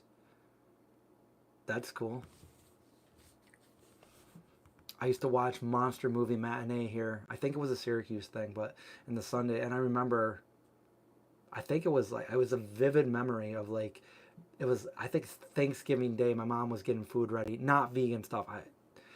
But it was when I was younger, and Frankenstein was on. I vividly remember watching it. Your cousin prefers chow cheese. Cool. Yeah, I love chow cheese. It's really good. Although, have you noticed lately that it still tastes really good, but lately it's not like peeling off like a creamy piece of cheese like it was maybe a year ago. Now it like breaks. I don't know. It's annoying, but it seems like those cheeses are all doing that right now. I don't know why. Um, and it's several of them, and it's been like that for a few months for me. Um, the good thing is it still tastes the same. It still tastes really good, so I'm not too much in complaint there. But when I want to get a nice slab of cheese, it breaks apart too easily. I don't know what they did. Yeah, recycled on Wednesday. I also noticed that there's not very many vegan Aldi options. I don't know what happened there. Aldi is something that they'll bring something in and you'll buy it and then that's it and then they won't have it again. Maybe they'll get another shipment in another time of the year or whatever, but um, they don't usually keep stuff. And but I have noticed that.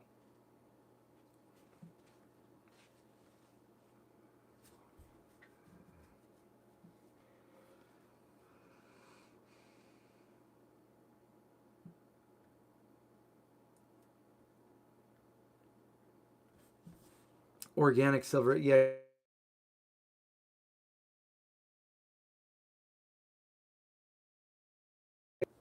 My phone is going off. That might have lost my... Did I lose connection? Somebody just called me while I was live streaming. Let me know if you're still hearing me.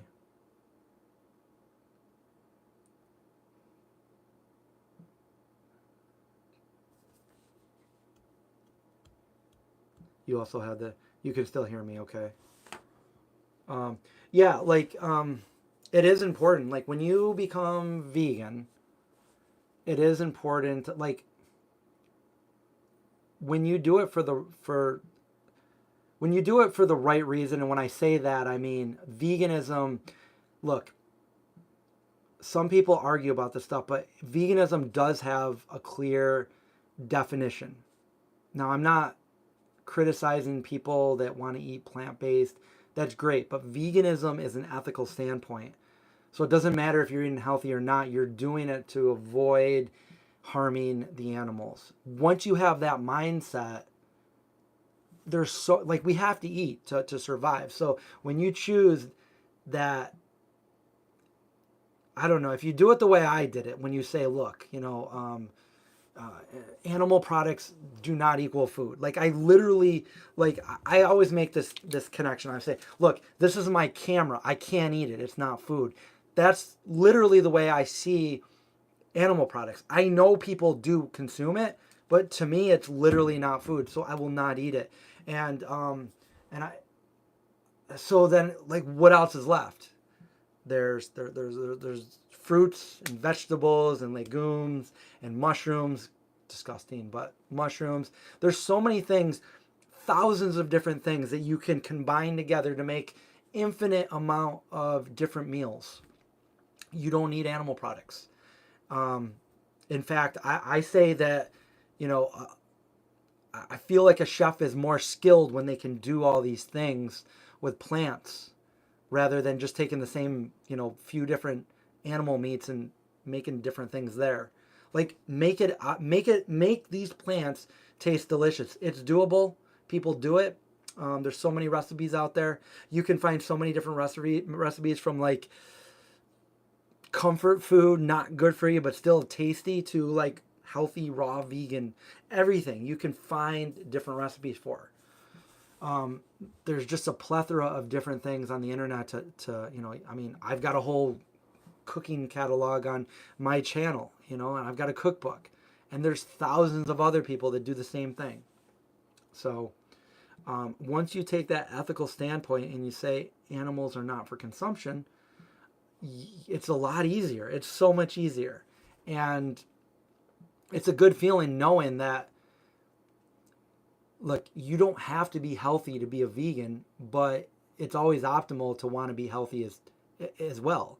Egotistically, you want to be, you can do all of these things by being vegan. You can be a top elite healthy human being with only plant foods. So that's a benefit right there. You're helping the animals, you're helping yourself, and you're also helping the environment. So, like, these are three things that are like, they're like huge wins. So if you feel like it's a challenge, try looking at it with a different standpoint. Also, I know it's not quite always like this for people nowadays, but when I went vegan, it was like kind of an unknown thing, and I didn't know what I was doing, and I didn't really know anybody that was vegan. I knew a couple people, which is funny because they're not vegan anymore. But for me, I kind of, and even when I went vegetarian, I saw it. It's all what you make of it, and what I made of it as a naive, gullible, ignorant teenager that didn't know really anything about the world. There was no internet the way it is today. There was no YouTube. There was no Google. None of that existed. But when I did it, in my head, I didn't say, like, this is going to be tough. I'm going to be vegan. No, I didn't say that. I said, all right, this is a new chapter in my life. It's something. I made it a fun, interesting, new thing. Now, I know what I was doing was, it was an ethical standpoint, but it was also a new change in my life. And instead of making it like, oh, this is gonna suck, I made it, this is gonna be a fun thing. It's a new chapter of my life. It's something interesting and it's good. And I went to the store trying to learn what things I could buy, like what's vegan, what things can I get, what things can I get. I was really optimistic about the whole thing, and I made it a good thing, a good feeling, an interesting. I made it fun, and when I go back to that, like to me, veganism is a very positive, fun thing that I did when I was very young, and I hear people saying negative things about the word veganism. Now, I just don't see it because I already like identified with it in a good way many years ago. So if you guys all do that and you look at it as a fun new challenge in your life, then, possibly that could help you guys out as well. So, yeah, exactly. You can eat healthy or don't. Like, the animals don't care if you eat healthy or not. They just care that you don't eat them. I know they don't cognitively think that, but deep down, that's what they're feeling. They don't want to die. They don't want to be put through torture and hell, and like they are every single day. And like I try not to think about it every day because it's really bad, and they're feeling this pain every day. How it's one of those things like how would you feel if you were in that situation? Well, you can do something to change that, and you can go vegan, and it doesn't have to be a bad thing. It literally doesn't. Like, you still can eat all the delicious good foods. You can still be healthy. You can, if you're a bodybuilder, you can still build muscle. I mean, look at some of my friends, Brian Turner, Tori Washington. I mean, these are like elite bodybuilders that are vegan, longtime vegans. Um, you can do it all as a vegan.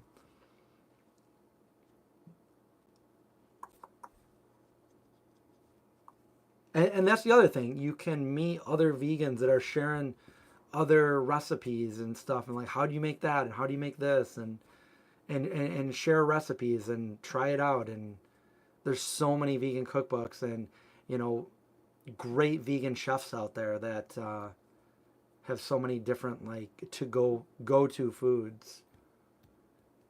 And it does feel good. It feels really good. Like I'm so like again it like I'm not exaggerating when I say it was the single best decision I ever made. Like I'll say that for the rest of my life. I really feel like it, and I'm so I'm so glad it came into my life at such a young age. But I had always loved animals. I never thought about like vegan. Never heard the word vegan, but I always thought like why? Like I asked my mom these questions when I was little. Like why are we eating?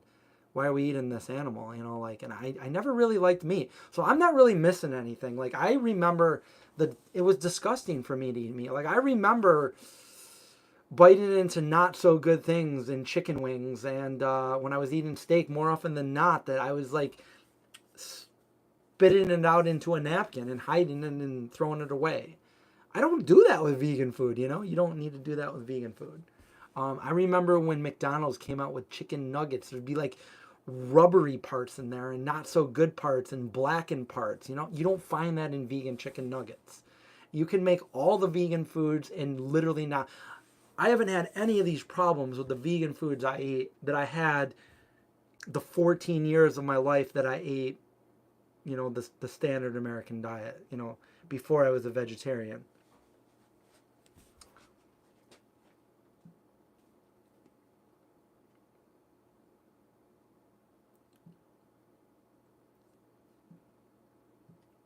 Like I have a fine balance. Like I never do. I never put people down for not being vegan. Um, I will engage if they start an argument with me. I never used to do that either. But if they do start an argument, like I will just bring out the facts. I mean, you can't really the thing about it is the facts are indeed on our side. I know there's a ton of like false information out there nowadays trying to like say bad things about soy, and there's soy is one of the best things for you. It's one of the least things that people are allergic to. So meaning that the least amount of people are actually allergic to soy. It's actually lactose that most people are allergic to, because we weren't meant to drink cow's milk. It wasn't meant for humans. Just like we weren't meant to drink hippo milk or giraffe milk. It seems weird, doesn't it? Why did we just pick a cow to drink their milk? You know, we don't need that. You don't have to listen to me. There's a lot of science behind that. And that's the good thing. Science is on our side. So I've heard so many arguments for over the last 30 years that, like, there's nothing that I'm like, oh my God, I didn't think of that. You're right. I shouldn't be vegan. I'm literally vegan for 3 decades, you know.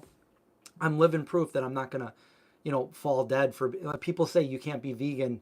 Some of these anti-vegans say, oh yeah, if you can't be vegan for more than 5 years, definitely 10 years. I mean, I've had an anti-vegan tell me that I can't be vegan for more than 5 years. And if I claim that I've been vegan for 10 years, I'm lying that I actually eat meat. Like, are you kidding me? Like, no.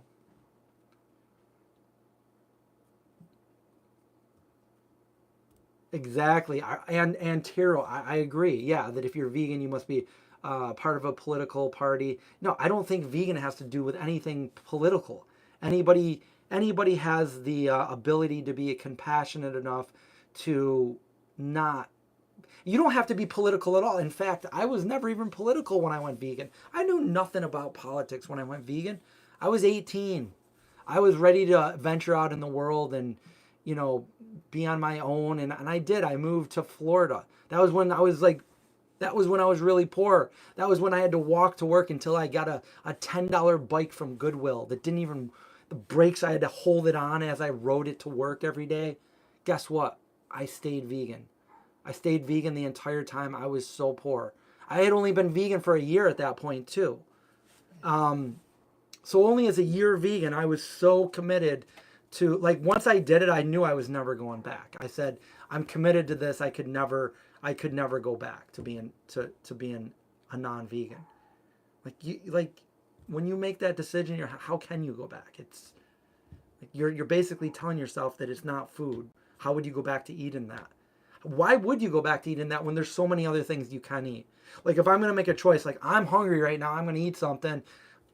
I want pizza, and you just ordered like a non-vegan pizza and everybody's devouring. Like, I could go make that right now. I could make a vegan version of a delicious pizza.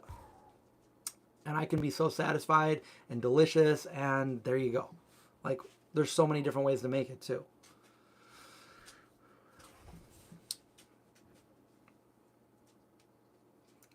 Trini is a 12-year vegan. So that means I met you when you were pretty much a new vegan. I didn't know that.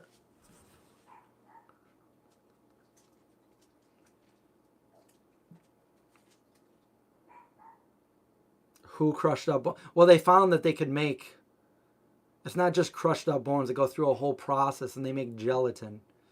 And it's disgusting when you find out what actually. So I've actually always had, like, maybe it's just the way I am. Maybe I'm a little bit OCD. I don't know. But I've always been I've always asked from the time I was a really little kid. My parents have always been like, you've always asked so many questions to the point where you were so annoying, you know?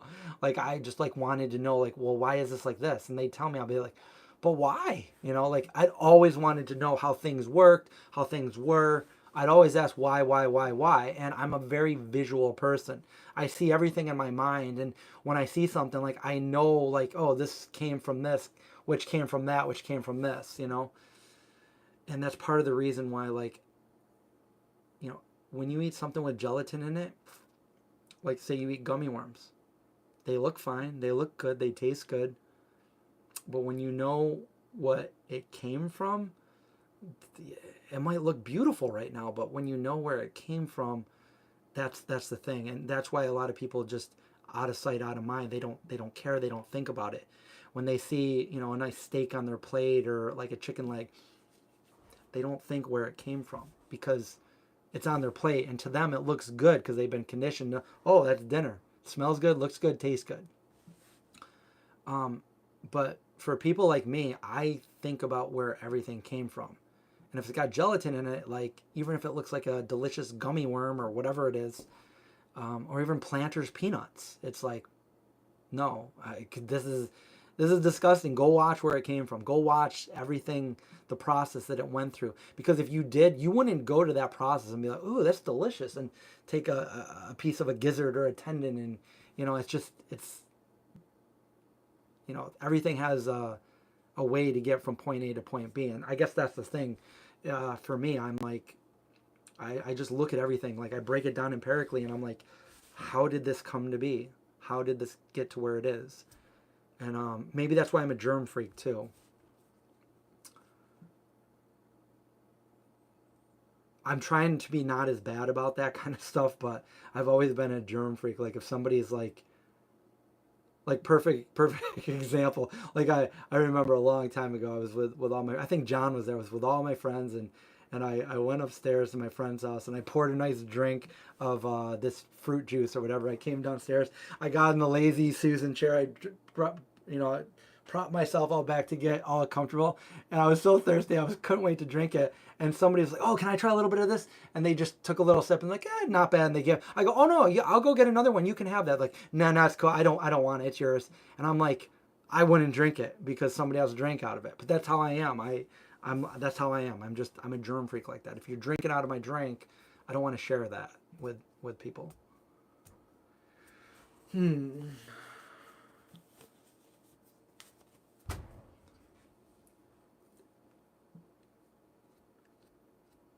What is my advice to people who went back to eat an animal product? Well, I mean, don't beat yourself up off it, because like, don't look at it as a label. A lot of people label things. A lot of people condemn things. I would just say for everybody, like I would say the best thing that you could do was to go vegan. But if you can only do a little bit for whatever reason, like I know I'm not you, I can't like think for other people, but I would say do the best you can, because the best you can is better than doing nothing. It's better than doing nothing at all. So if you can be vegan most of the time and you just can't do it when you're at a family function, then for whatever reason, like just do what you're doing. I would say if you have the right mindset, then you can do it. I would say for people like the way I saw it like that is like, I've had a lot of people tell me like in situations like that. I don't know if that's your situation or what, but I'm just using this as an example. People that would talk to me like, "Oh, come on, we already made all this food, like come on and eat it, or I made this just for you and I accidentally put something in, just eat it this time." It's like, I always take this approach. I say, look, I'm not going to let anybody dictate what I'm going to do in my life. Look, I'm going to be your friend. Even if you did something nice for me and it was an accident, I will simply say, thank you so much for being considerate and thinking about me. I really appreciate this. I do. But I am vegan, and I just got to draw the line here. I'm not going to eat something that's not vegan. Oh, come on, I'm not going to tell anybody. Just come on, just do it. Don't let this go to waste. Don't let them guilt you. Don't let them bully you, because when it comes down to it, it's like, hey, look, I've already said thank you for the intention, for what you've done, to being considerate, but I'm never gonna like trade my morals to please somebody else, because they're your morals and you're doing them for a bigger thing, whether they can see why you're doing it or not. I would never trade my morals for something like that. And when you look at veganism, like if you're just plant-based, that's one thing. But if you're looking at veganism, it is a moral, ethical standpoint. And when you hold those morals up, see, I've been somebody that I've never given in to peer pressure. That's another reason, like, well, yesterday was National Straight Edge Day, which I don't really care. This is more of a selfish thing, because this doesn't really apply to other people or anything. It's just like a you thing. But straight edge, basically, if you don't know what straight edge is, I've been straight edge as long as I've been vegan. And straight edge is just something where you don't do drugs, you don't do alcohol, you're just not putting like so-called poisons in your body. And there was like a whole movement of straight edge people, back when I first went vegan. And I heard what the definition was, and I'm like, oh, Well, I've always been like that anyway. So I went straight edge and vegan around the same time. And I had friends when I was a teenager that literally their goal was, like, I remember when I was a senior in high school, their goal was to make, to get me to drink alcohol to not be straight edge. And like, sadly, that was their goal because like I was their only friend. Like I didn't judge anybody else because all of my friends did it. And I was like so, happy to be their friend and like hang out with them, even though, they were doing, they were partaking in these things. Whereas I wasn't, because I didn't like judge other people for it. In fact, none of my family, like I don't really know, maybe one or two other people in this world that I'm friends with that are still, straight edge. Most of my straight edge friends are not straight edge anymore, which is cool. I don't really care. It's a personal thing. But for me, I never wanted to lose my state of mind. So I heard the term and I'm like, well, that's me. I'm taking this term because I've always been like this. I've never tasted alcohol. I've never done drugs. I've never smoked. So that's another part of I really do this is a whole other argument and a whole other thing, but I've always seen it as maybe I've taken things too literal at times where like I don't want to ruin my body. It's the only body I'm ever going to have. And like, I'm the kind of person like, like I want to live forever. I love like the horror genre, especially like vampires, because I've always been intrigued by vampires living forever and, just seeing history unfold. And like, so I want to be like, I don't want to die when I'm 50. I don't want to die like when I'm 60. Like, I want to live as long as I possibly can. And I know I only have one body. So like, why would I ruin it? Like I don't want to party and to me, having fun one night is not worth like feeling like crap another time. So, again, I don't judge anybody. I don't care what other people do. I'm, a lot of all my friends, they drink alcohol and that's fine with me. I don't care. I just don't want to be around belligerent drunks. You know what I'm saying? That happened when I was like younger, when I was living on my own, when I moved away from home. Like there was a lot of people that were like, I was like, wow, I can't deal with this for too much longer. But, that's not how, my friends are these days, at my age. They're, they drink and that's fine. Like, I don't care. Like, I really don't care. So a lot of people find out like, oh, you're straight edge. Well, you wouldn't want to hang out with me. It's like, no, I love having friends. I'll hang out with anybody. Like, I would say I've got a lot of vegan friends, but I would say most of my friends probably, well, I would say a lot of my friends, well, maybe today, most of my friends are vegan, but I still have a lot of friends that aren't vegan.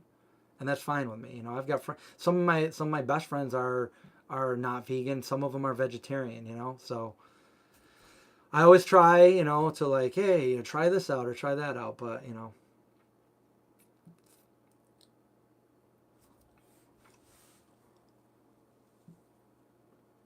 exactly, yeah, exactly, Axel. It's about having a clear mind, and I've never wanted to lose my state of mind.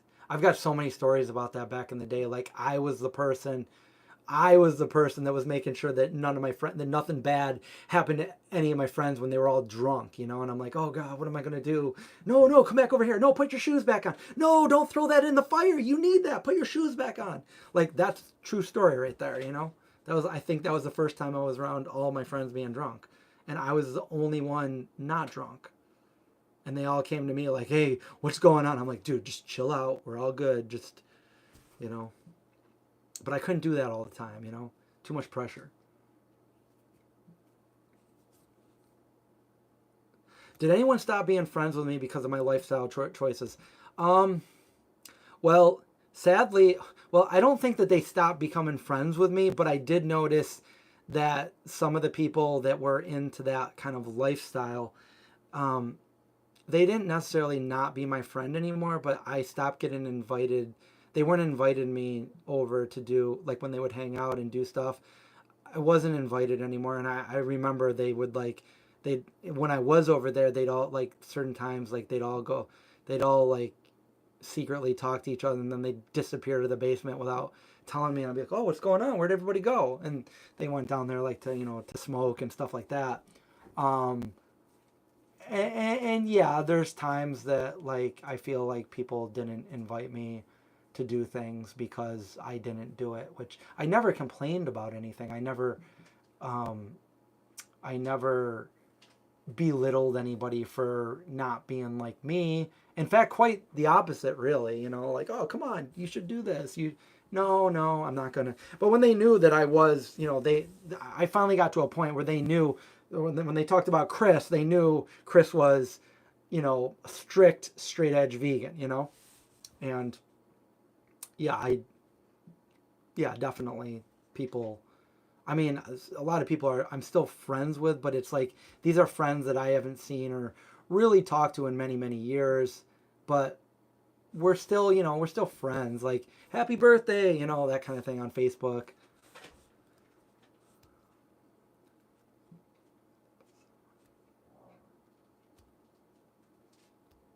Yeah. It was when we were younger that they would like have me like be the DD or something like that. They like, oh, Chris is the DD, Chris is here and stuff. And I don't know. I was just happy to have friends, I guess. I don't know. I'm not like that anymore. I had low self esteem when I was younger, so I was just like, yeah, whatever you guys want to do, you know. Like I kind of was like the naive, nice guy, you know, and and things changed. Like I'm not like that at all anymore. But um, I'll definitely stick up for myself no matter what. But you know,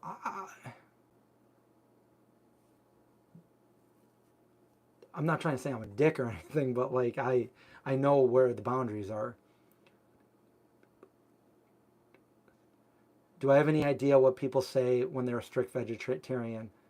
Yeah, I don't know. You got to ask them that because like that could mean a lot. I mean, that can mean a few different things, but vegetarian, like I don't really like no shade to anybody that's a vegetarian, but I feel because I was a vegetarian, I feel like it's a great start, but I feel like it falls short on like if you're trying to um, be compassionate towards animals because I would argue that the dairy industry is even worse than the meat industry for a lot of reasons. But um, it is a good place to start. I started as a vegetarian, but once I learned more, I was like, it was a no brainer. I was like, okay, vegan, and really nowadays it's like you might think I actually thought it was crazy to become a vegan at first when I was a vegetarian, but the more I learned about it, it was like that. It was like the one day I was sitting at Taco Bell, September 23rd, 1994, and I just started thinking to myself, like the animal industry, the dairy industry, they were no different. And at that point I was like, I don't want to be part of this. And from that day on I went vegan. Um, 30 years ago last month. And like times were different back then. And nowadays, like if you want to go vegan, you can literally, I mean, I know it's different for everybody. I'm just trying to think in the way I see it. I know it's different for everybody and some people slowly gradually do it, which is fine. But I think it's totally doable to just do it right like that because all you have to, I mean, there's so much information out there to help you. There's so many people out there to help you. You know, join a local Facebook group. Ask questions. Ask what other people do. Go to meetups. Go to potlucks, and grab some cookbooks. Grab some. Just go online and watch some videos of how people make different things. I've got a whole video on like what my top 5 things are when you go vegan. Write down all your favorite foods right now when you're not vegan. Then go Google these foods and find vegan versions of it. If you don't like one, that's okay. Don't say, oh, I can't do it. Find another version. You will find a version that you will like. And again, there's so many things out there that are vegan now that are just, it's just, I mean, they have vegan chicken that tastes so good. Like whether you think something tastes exactly like the other food or not, it's still you can't deny it's still delicious and it's satisfying, and you can make a whole meal with it and be like, oh, I'm not craving, I'm not hungry anymore. I don't need to go eat a non-vegan pizza. I don't need to go eat a steak because I just ate this and it was good, you know? It satiated me, and like there's so like for me it expanded my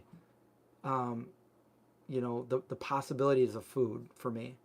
And when all you're eating is like steak and chicken and, you know, different things like that, like go vegan and find out so many more things.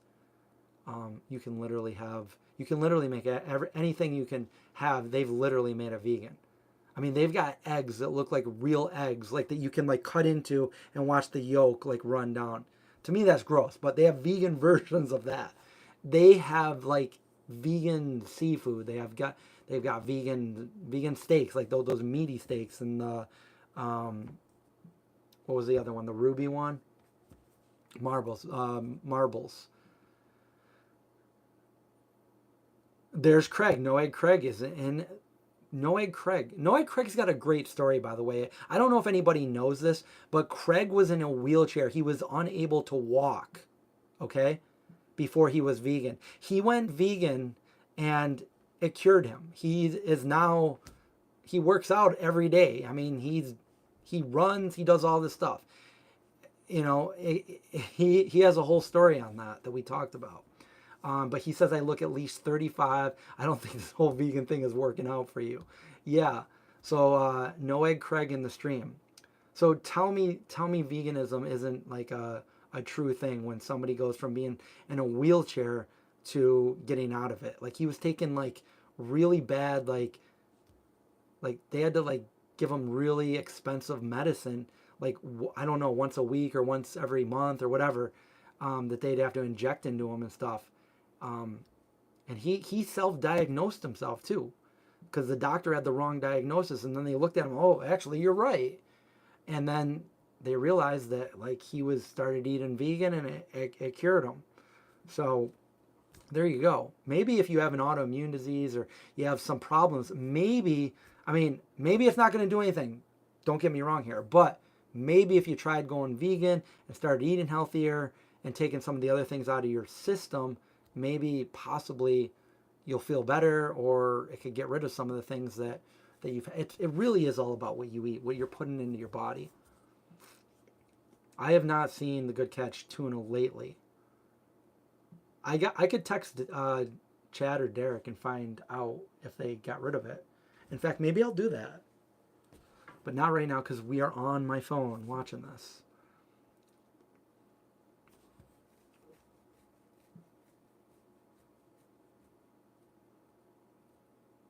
Can you tell the story about the time that guy said you look 30 on one of your videos? All right, that is a pretty funny story. So I posted a video saying what I ate today as a 25-year vegan. So this was 5 years ago when I was vegan for 25 years. And somebody decided to come on my channel, an anti-vegan, and proceed to tell me that I look like crap for being 25. They literally thought that I was 25 years old. And they said, just quit with the vegan diet. Your skin looks horrible. You look like you're at least 35 years old. Now, to unpack that for the people that don't know, is this person actually thought that I was 25 years old. And they tried to insult me by saying I look like I was 35 years old. But in fact, I was 44 years old. I'm 48 right now. And I was 44 years old when they told me I looked like I was 25. They were admitting that they thought I was 25, but they said I looked like I was 35. So I was like, oh, thanks. Like that was a good compliment. Like I'm actually 44. And that I took a screenshot of that and that went viral. And everybody posts that meme all the time. But to make things even funnier, somebody said it again like last year. They said the same thing, but they said something even more of an extreme. Like, you know, like they thought I was even more of they were trying to say that I looked like I was like 30 or something. And I took another screenshot of that. And I was like, I'm 47. I don't know. It's just, that was fun. It makes you feel good, but it's also like, you guys hate vegans so much that you want to like debunk us. And that was like the biggest mic drop ever, because you totally just got schooled, and they deleted the they deleted the comment right after that. So why don't I'm going to tell Craig's story real quick in a nutshell, because I don't know it like he does. What was the disease you had? CIPD? It's chronomyelinated. It's a really long disease. It was an autoimmune disease that he had. So what was happening, I'm just going to like paraphrase it. I'm not going to go into major detail, but if this could help anybody listening right now, that maybe you're going through something that you might not understand why it's happening or what maybe you could do. So basically, Craig wasn't a vegan and he was in a wheelchair. He was a runner, and then he started to not being able to run anymore, and then not being able to walk, and then not being able to stand, and he was in a wheelchair. And then he did his own research, and what he found was basically, essentially, he had some kind of like leaky gut, which I hear a lot of people have leaky gut, which means what he was eating was leaking into his body from his intestines. So what he was eating meat, because he wasn't a vegetarian, he wasn't a vegan back then, and that was leaking into his body. And from what I understand, well, a pig is very much genetically almost the same as a human with a minor discrepancy. Their DNA is almost the same. So when he would eat anything that came from a pig or whatever, it would leak into his body, and his body immune system would see that foreign thing in his body, and they would try to attack it. And then once they would attack it, the T cells that would attack it would now have the program that this is bad, it's an invader, and then they would start looking at his own body and say, well, that's similar, so I'm going to start attacking his own body. So he had an autoimmune disease that was attacking his own body, and he was unable to walk. So what he did was say, okay, I think this is what's happening, so I'm going to take meat out of my diet. And he went raw vegan. So he started only eating raw vegan foods. Now there's no more meat getting leaked into his gut, and it stopped. And slowly, surely enough, he started feeling better. And then his doctor was like, well, we don't need to give you this really expensive shot anymore, because whatever you're doing is working. And which is rare. They had no idea that this was doing this. And then soon enough, he was able to walk again. And here we are years later, and he's like, benching, he's in the gym, deadlifting, all this stuff. And it's weird, because he was in a wheelchair, and now he's totally healthy. So if anybody has any symptoms of that, maybe, just maybe, try eating vegan foods instead of meat and see if it helps you. Just a thought. Food for thought. Vegan food for thought. Maybe that could be a meme. Vegan food for thought, right? Did I just make that up? Craig just said that's pretty accurate. I do have a pretty good memory. So when I want to listen to, like, I wasn't good in high school because I didn't really care. I'm a visual person too. So when I had to read a book, like, I'm like, if I was watching a movie, I'd be like, no, that's not what Nathaniel did in Last of the Mohegans. Like, I just didn't really care about what I was learning. So if I didn't care about what I was learning, I wasn't remembering it. But I can remember the things that I really like, So I didn't really do too good in high school. But I still do remember some of the things from high school. The things I wanted to learn, I would learn.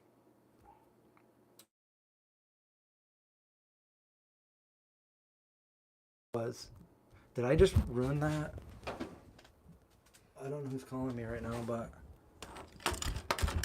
I can't take the call right now because I'm live streaming. Right? We're live streaming. There we go.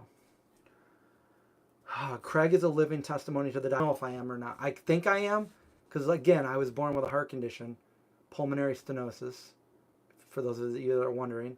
And I always got very fatigued and out of breath. And then once I went vegan, you got to remember, like, when you eat meat, a lot of people say, oh yeah, soy is bad.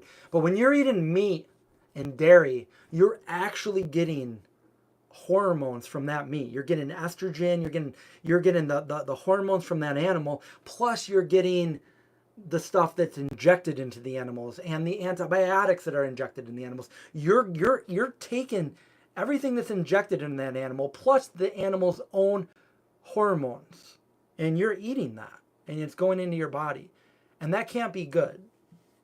So when you're eating the plants, you bypass all of that. So, and people say B12, B12. Animals don't make B12. Animals are recycling B12. So why not get B12? So having a supplement, there's nothing wrong with taking a supplement for B12, because when you're eating it from an animal, you're only eating what the animal ate or what the animal was injected. So if you're getting B12 from an animal and saying, oh, I'm getting it naturally, you're not, because that animal was likely injected with B12 shots that you're getting through that, or it was eating it through the ground and the dirt. A lot of people don't know that.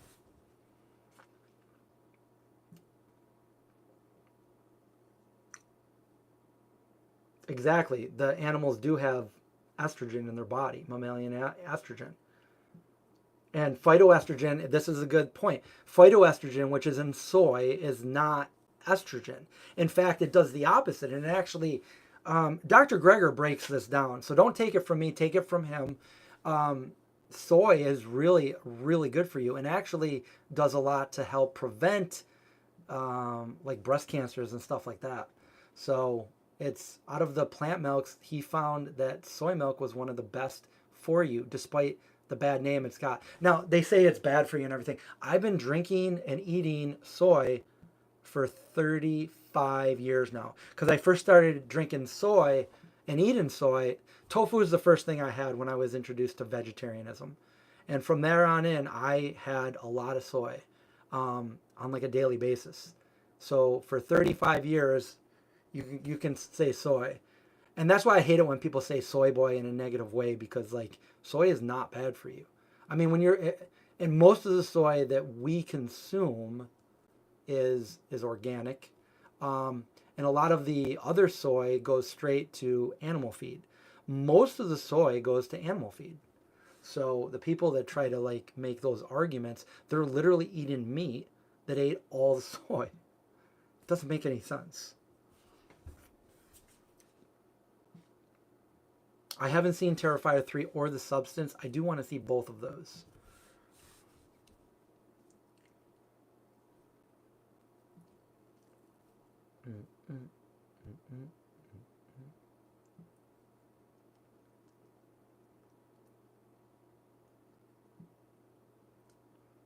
Yeah, unfortunately, the holidays do that. And when you have family that aren't vegan, that's what happens. Now, I have been persistent for all these literal decades, and you know, where they all, you know, had non-vegan stuff there.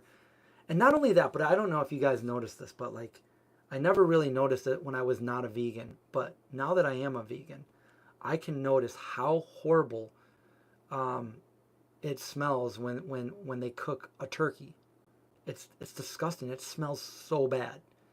Um, but I can say I'm thankful for um, the last few years that we've had holidays that we finally, after all these literally decades, we finally ate all vegan meals, and all the, you know, the family that aren't vegan that complain about it, like we have all this delicious food, there's nothing to complain about it. And when you do it and they don't complain about it, like they eat all the same foods and they love it. Like, hey, there's some vegan rolls, there's some mashed potatoes and gravy, and you know what, when there's nothing else for them to complain about, they'll eat it, and they'll have seconds and even thirds, and they'll enjoy it. So you just got to do, like, I guess that's what it's all about. I haven't had the privilege to host any holidays at my place when I lived at my other place, or either. So it's usually at my brother's houses, which, you know, they'll have everything vegan there. And if it was ever to be at my house, I personally, some people can think differently about this, but when I finally moved out of my parents' house and I finally got my own place, I said to myself, like, because like I couldn't do it when I was living with my parents because it's their house. I can't say, oh, like I don't want anything here to be cooked non-vegan. It's not my place. It's not my place to say that. So when I got my new place, like it might sound extreme at first for some people, but I don't care. It's my place. I'm like, wait a minute, this is my place. So I made a rule like that you cannot bring anything non-vegan into this house. You're welcome to use any of my pans or dishes to cook on, but you cannot cook something that's not vegan here. It's just my rule. Like, this is my house. I bought this house. There's no reason you can't enjoy something vegan here. That's just my rule. And some people are like, oh no, that's this is my food. And it's like, well, then don't come here with your food. Don't bring McDonald's to my house. Don't, that's just me. It's like, I own this house now, and you're welcome to come over, but respect that.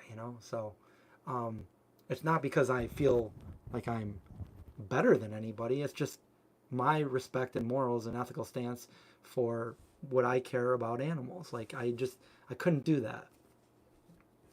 And I don't know.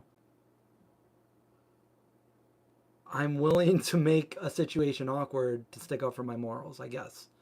There was a time when I wasn't, but I don't care. That's who I am. That's what I've fought for the last 3 decades, and 3.5 really. But I do consider when I first went vegetarian as my like journey towards this, because at the time I didn't know any different, but it was my journey to like, I'd always loved animals, and I didn't want to hurt animals. And at the time, I didn't think being a vegetarian was still hurting animals, which it was, but I didn't know.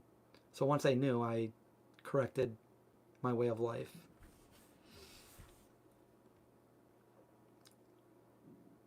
Noe Craig says A44 will definitely be one of the movies of all time. You know what? I sure hope so. I really do. I really hope that it can be. I mean, it's the first of its kind. It's the first vegan movie. So usually the first of its kinds, it's hard to have a first of something, But just remember, I did this first. And hopefully it can. Hopefully it can. I think I made it entertaining enough, and not like, I never want to be like in your face, shove it down your throat kind of person. But like, it's got a nice balance. Like, I feel like I didn't make this for vegans. I made this for non-vegans. I would assume that vegans would already accept it, because it is the first vegan movie. I made this so a non-vegan would watch this and not turn it off in the first 10 minutes.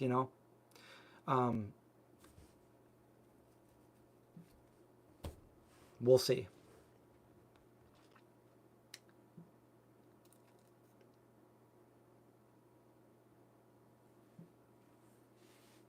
Oh, yes, yes. Produce, not pills. So that's another thing that I don't mind making something awkward. People have tried to get me to buy something that wasn't vegan. Yes.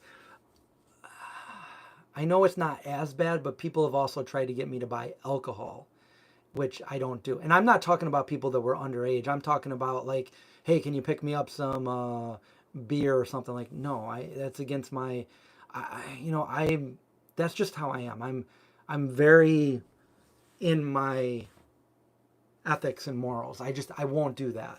Like, hey, I'll get you something else, Like, when I first went vegan, my mom and dad, they couldn't understand where, like, I'd be at the store and they'd be like, can you pick me up some eggs and some milk? No, I can't. Sorry. Really? You can't?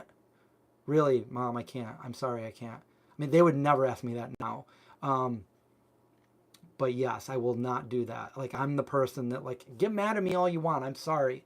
You know me. I mean, most people know me now. Like, this is before, but everybody that knows me as the vegan zombie. I don't think anybody would ask me that now, because they just know who I am.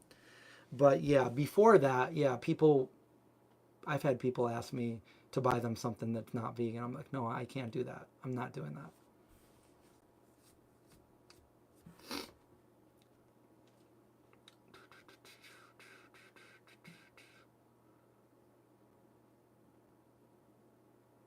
Oh yeah, and I'm such a germ freak too. Like, why, when you know where something's come from, it's like, a lot of people think animals are dirty too. Like, you wouldn't like let an animal lick your hand or whatever and eat your food or eat off your plate, but you will literally eat that animal after it's been ground up and processed into a burger.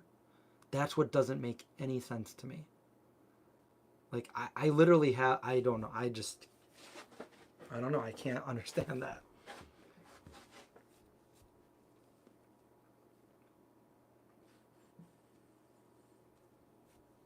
First vegan zombie movie. There is a movie called Attack of the Vegan Zombies. I don't think it's a pro vegan movie. Um, and they came out with it a little bit after I wrote the script for the vegan zombie. So I did write mine before they came out with that movie.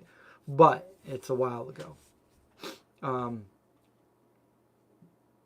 do I wish everyone was straight edge also? No, I really have no opinion on that. Like, I feel like I don't care what people do.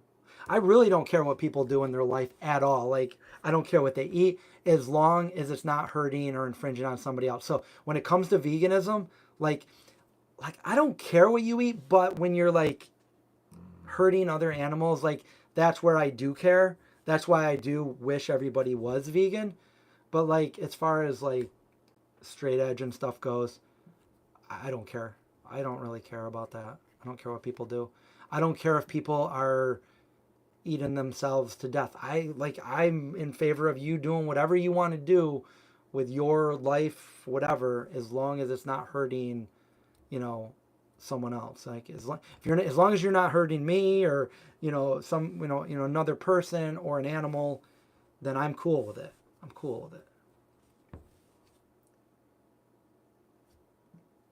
It's got to be go or it's a no go, right? Go vegan. This is uh, recycled on Wednesday. So, I've thought about many times like doing, like just for extra money, doing like Instacart or DoorDash. That could be an easy extra like income at your own times, especially since I have like Zeke and I can't always just leave him and I go away to an 8-hour job, that kind of thing. Um, but the only thing that's prevented me from doing something like that is I refuse to like pick up and buy meat products, dairy products. Um, I don't know.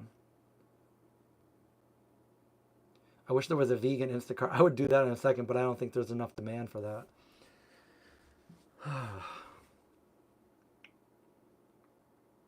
And Taro, nice chatting with you too. Thanks for being here. I should probably get going soon too. We've been on here for a little bit. We've already got 2 phone calls. Hopefully they weren't emergencies.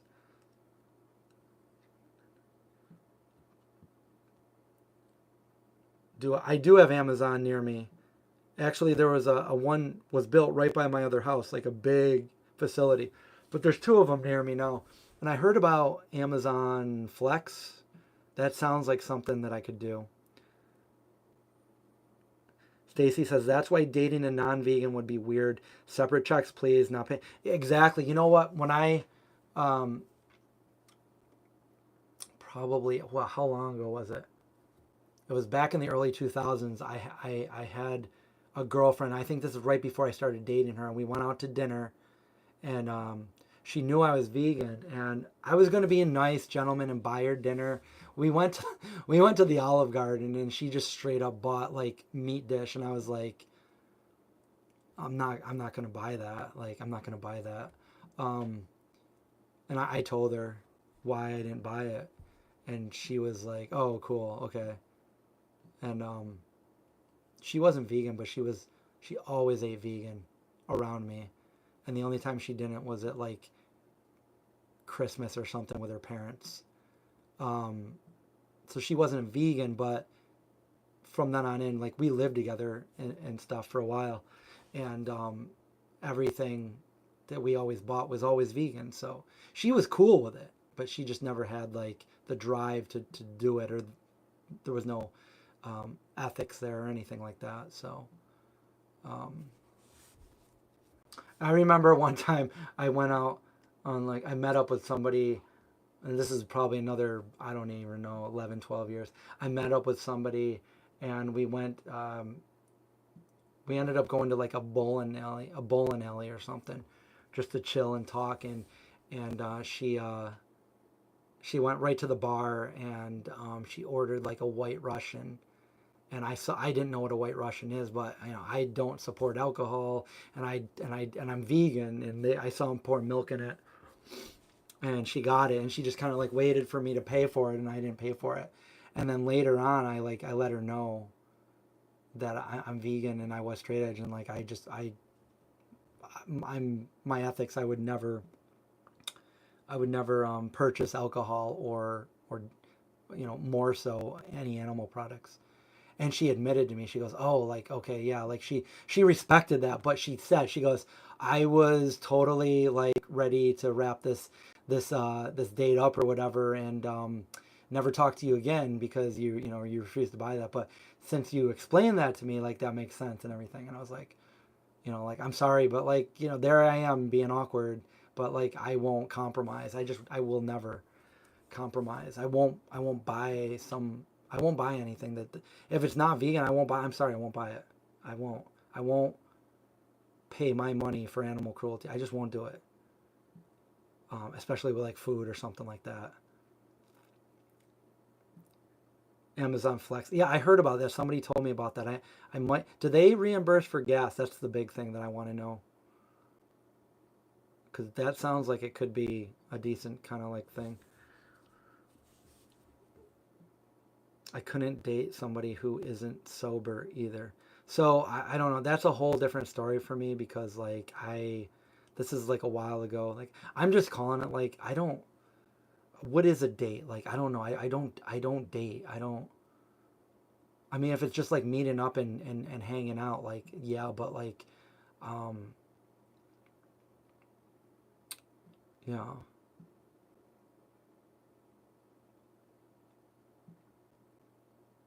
I don't care if I'm hanging out with somebody and they're drinking. I don't. That doesn't bother me.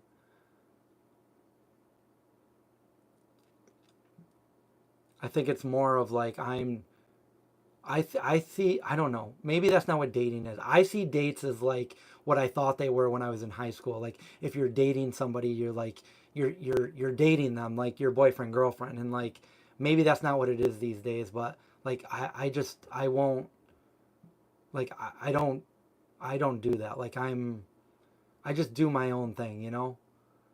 Like I'll hang out with people and I'll do things that maybe some people might consider dates, but like I'm not into like commitments or having a, you know, boyfriend girlfriend relationship anymore these days. So I don't know if I could, you know, consider that like, if that's what a date is. You know, I'll hang out with people that, you know, drink. I don't have a problem with that, you know. And I mean, I could even hang out with somebody that's not a vegan as long as they're not, you know, eating meat or something in front of me.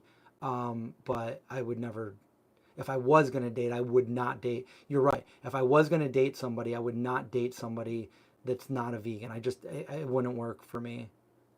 Like it's yeah, I couldn't.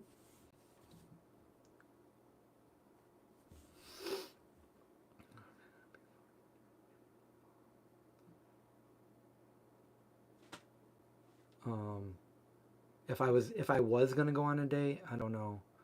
That's the other thing. Like I don't know. I'm so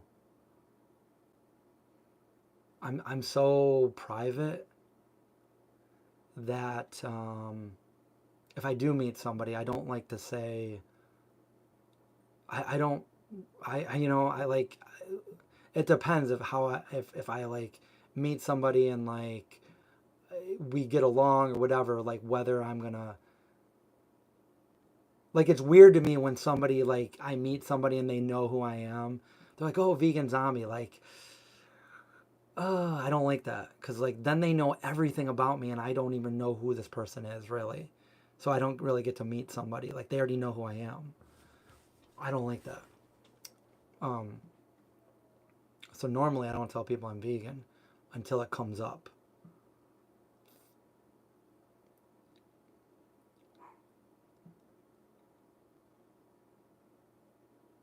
because I still like meeting new people. I like meeting new people. So like, like dating apps and sites like that. But I'm very upfront about like that I'm not, looking for a relationship or a boyfriend, girlfriend. I'm cool, just chilling or never even meeting, just chatting. Like I'm always cool meeting people because I've met like a couple of my like some of my, best friends, on some of those sites, where we're really good friends and that's that. But I don't normally talk about that kind of stuff on live stream because I am a really private person. So it's weird like when somebody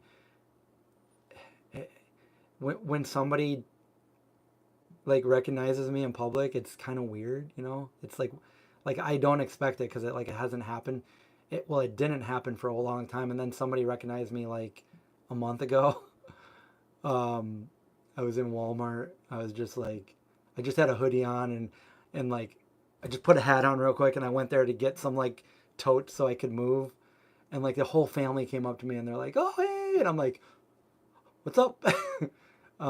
So it's always weird, because I just never know. Like it's weird, like when people recognize you and you don't know, because I don't know who these people, I don't know if somebody knows who I am or not, and so it's kind of turned me into a little bit of a recluse over the years. I didn't used to be that bad, but like now it's like I don't like going out in public as much because you never know, you never know. But I'm not saying I don't like it's always like flattering, it's nice, but it also makes me feel a little bit awkward too. Like I'm always nice to people like when that kind of thing happens, but I don't know. Off topic, be sure to correct the title. Yeah, I'll do that later because it's not incorrect. I just got to add something to it. Like we talk vegan. I could just delete this video when it's done.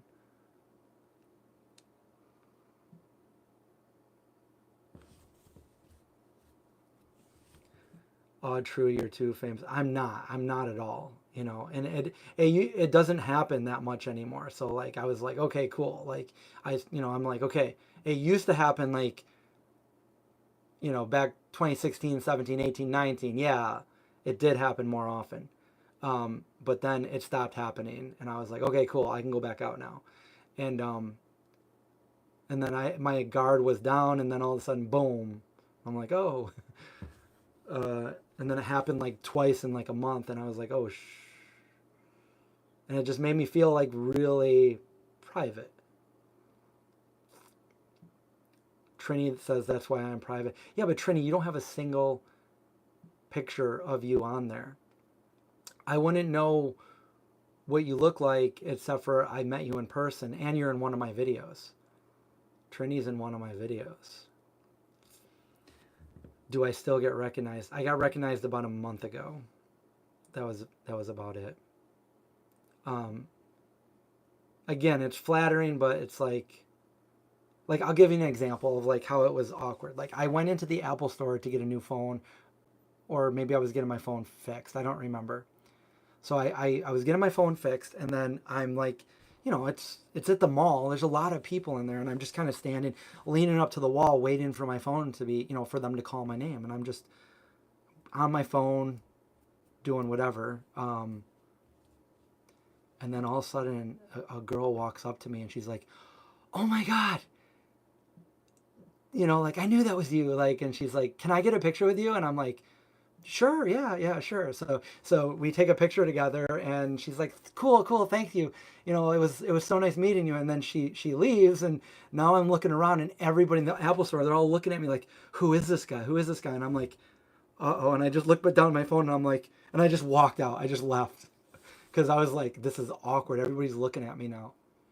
And another time I was in Wegmans. And I was checking out. I was grabbing my groceries, and I had 2 bags of groceries. And this couple comes up to me. They're like, "Oh my God!" And I'm like, "Shh, shh." Like I was like, they're like, "Oh my God!" And like, "Can I get a picture?" I'm like, so I dropped my bag of groceries like right there, and I'm like, "We take a picture together." And then they're like, thanks. I'm like, yeah, you know, it's always flattering, but it's like, then when they leave, it's embarrassing because now everybody's looking at me. So I pick up my groceries, I put my head down, and I just like walk, walk out. I'm like, and John's got some funny things too, like of when he got noticed while he while he was working at his job. Like he does like manual labor at this job, or he did like, you know, years ago, and they went there and they called somebody out to like help take, you know, the stuff out or whatever, to bring something up there. He had to bring some heavy bags up front. I don't remember exactly what it was, but he, you know, he looked like he's working all day. He's all dirty and stuff. And he comes up there and he throws it down. They're like, oh my God, vegan zombie. He's like, oh, hey. And he's like, yeah, hey, how's it going? But they were selling our cookbook there where he worked. So I was like, yeah, that's the guy that's, you know, with the cookbook over here. You know, it's like, I don't know.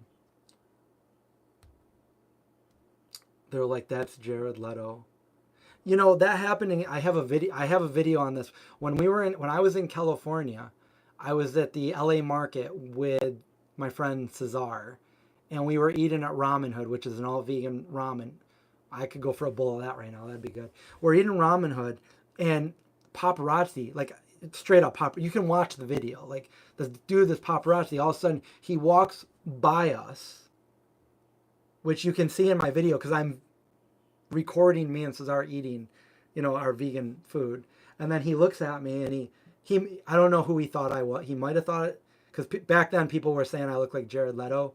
My hair looked more like him, and I don't think I was wearing my hat. Anyway, he walked by me and he looked at me all close and everything, and then he goes back around and he comes over in the corner where I could see him straight on. And I'm eating the ramen. I look over and I see him. He looks right at me. He doesn't even try to hide the fact that he's staring at me. He's got like a big camera, a big lens like this, and he puts it up. He looks right at me, and I'm like, what the heck? And then he just walks away. It's all on camera. And I looked at Cesar. I'm like, that guy just took a picture of me. And he's like, what? Where? And I never heard anything from it, but he probably thought I was somebody else. But he straight up got me. Boom, boom, boom, boom, boom, boom. So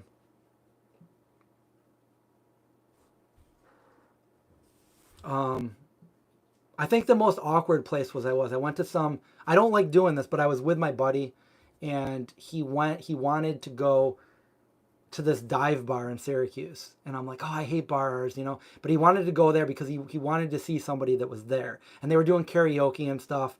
And I went with them. So I went to this dive bar. I'm like in this bar, loud, just the atmosphere that I don't like. I'm uncomfortable. I'm just sitting here.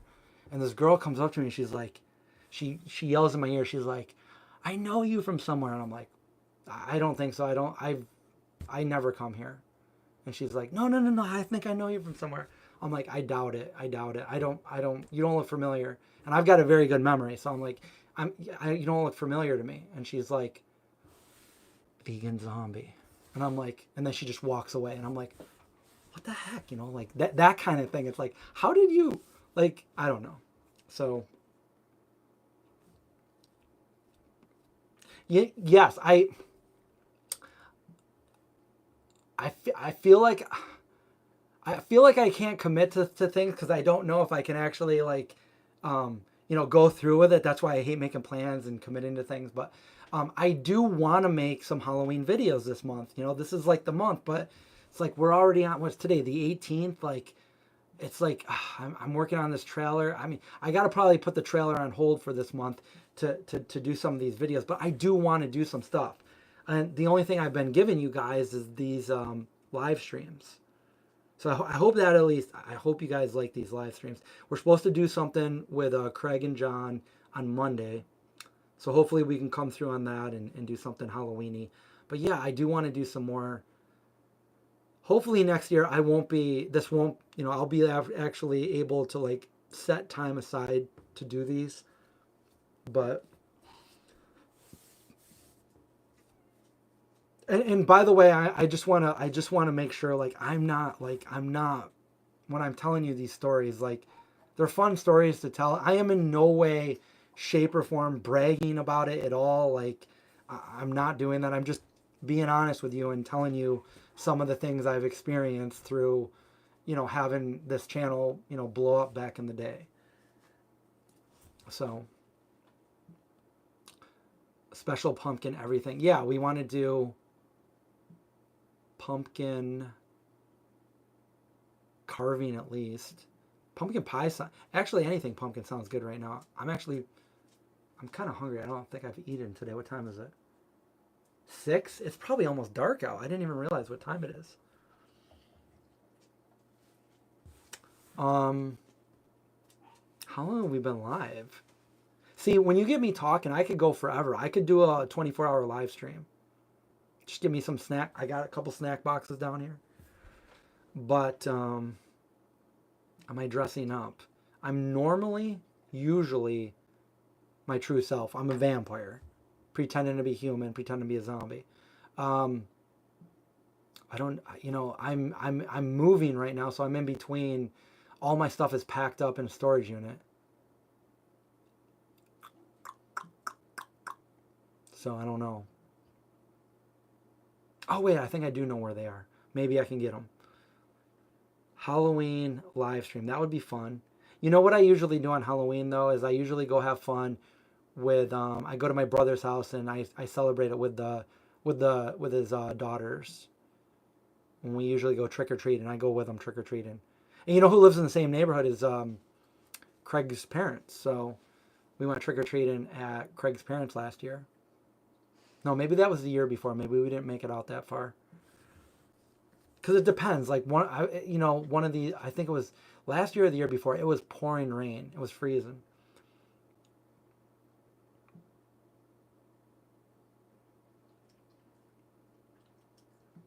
You've been up between me making a pizza and soup.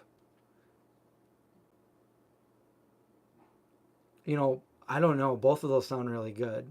I guess it depends what kind of pizza and what kind of soup. BLA Go Mets. Go Mets, you know? Do you know how big of a baseball fan I used to be when I was a little kid? I've got so many baseball cards from when I was younger.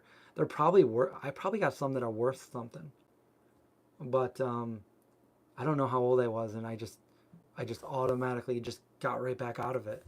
I don't know anything about baseball anymore. You know, that's the other thing I can do. You know what I used to do is I used to go to Trader Joe's and get all their fall themed things, and I guess Aldi doesn't really have much anymore. And then like do videos on that. Like that's what I could do. But then I got to go there and buy it all because they don't let me film in there. Oh. Hey Sarah, are you wearing your camo hoodie? Have you worn it this year yet?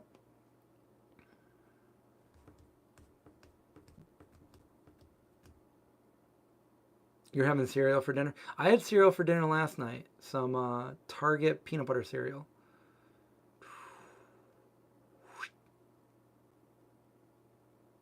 Pizza. Pizza sounds good, Ari. I had pizza a couple nights ago, but if I have pizza every night, I don't know. But I had pizza 2 nights ago, but I didn't have it last night, so I'm good for some pizza. You have worn the hoodie, but not wearing it now. I'm wearing a Giants hoodie now. Well, that's good. It's a nice hoodie, isn't it? Does it fit you good? Would you get, the small? Trini bought the one straight off, the one that I was wearing. She's like, I want that one. I'm like, it's the only one I have. I only printed 2. I gotta say, they look really good. I would wear it, but I have a thing. I don't like wearing my own thing out in public.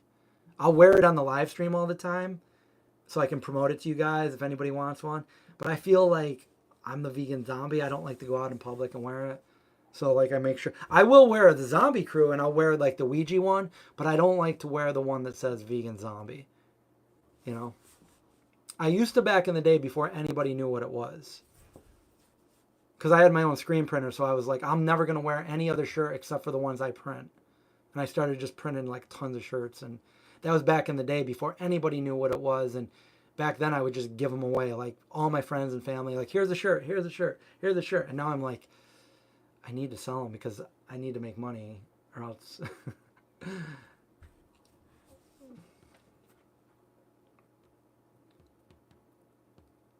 Great hoodie, small. Oh, you got a large. Okay.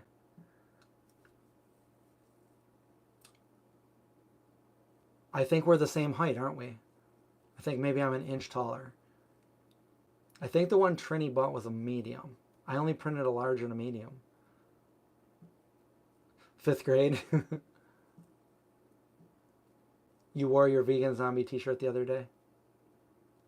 Oh, the orange on black one? I think I saw that. Did I strike up any combos with your shirts? Yeah, actually, I was just talking about that. I did. I had a, when I wore the vegan zombie, so many people would say something. It was a big um, conversation starter. People would say, vegan zombie, what's that? And one guy was like, oh my God, I think I know that band. I'm like, nope. But a lot of people would say, I think the most, no joke, I had a U.S. senator go, vegan zombie. And I'm like, yeah, yeah, vegan zombie. Um, that was at a state fair. The other day. I've had a lot of other people say they've got a lot of conversations going when they wear one of the shirts too. A lot of people, think it's comedy and they laugh and everything. And hey, if that can get somebody talking about it, I think my aunt actually wore it once, and I think she went on vacation to like a casino or something, and somebody walking by was going, "Oh my God, I watch Vegan Zombie." And she's like, "That's my nephew." My mom does it all the time. My mom is sometimes embarrassing when she tells people about, "Oh, my son is a Vegan Zombie," like.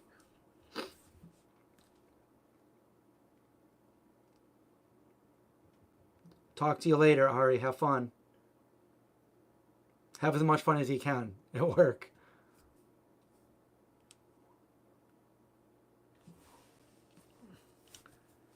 Well, is it dark out? I can't. I don't know. I can't. There's no windows. I feel like it might be dark out.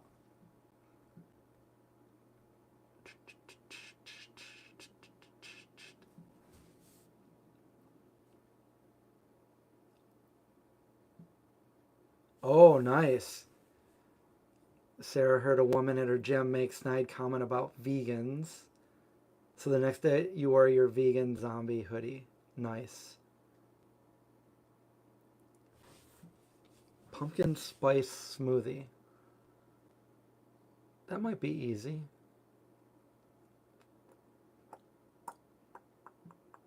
I had a vanilla cacao smoothie today with frozen bananas and dates. It was good. Oh, I have, you know what? I just had more stickers in like the link down there. I put some more stickers on the site. I put a couple new designs. Some of the older designs, this is the third party that can basically print anything anywhere. Because right now I can only sell within the United States. It sucks how much shipping and handling is, but it was like $60 to ship one shirt to Australia. That's ridiculous. So I can't do it. And I went to several different places, the UPS and the FedEx, to find out what the cheapest place was. I think ended up being like $52. Time to get some food. Yeah, Linda, I am hungry. Am I am I still on Twitch sometimes? No, I haven't been on Twitch since I started working on the movie. Um, but yes, I would like to get back on there at some point. See, I need to finish everything with the movie. When I say everything, I just made a really nice poster, and I need to finish the trailer. The movie itself is done. I need to finish the trailer, and there is something I'm going to announce, but I can't announce it for a little while. So just know that I'm not like purposely holding people up or anything about it. The movie itself is done. We did that as far as the Kickstarter goes. We successfully did it, and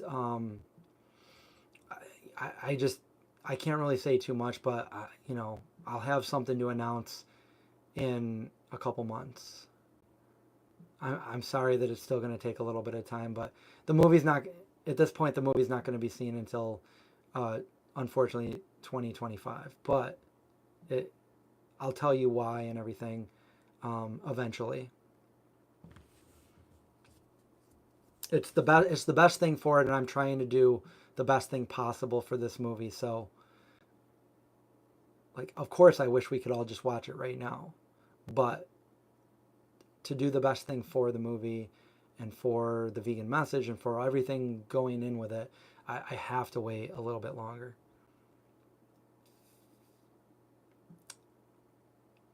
Will I have vegan zombie hoodies again? You mean like the one that you bought? I mean the other site. If you're trying to get the ones I print eventually, but if you're trying to get like some of the other ones, I do have them up on that apparel site. It's if you go down in the comments, it should show them. It's one of the it's either the vegan apparel or vegan zombie apparel. It's one of those two links. Maybe Linda could. It's the third party site that I have, and it's got so other people print it, but they're my designs that I've given them, and there's other things that you can buy. So not only hoodies, but stickers and mugs, and I tried to keep it pretty small. Like so, there are aprons, hoodies, and T-shirts. Otherwise, I could have went crazy with like all kinds of stuff, but I think that that's just too much to choose from. You want me to try snacks? I still want to do an Instagram video with these things, so let me see. Let's see what I could try.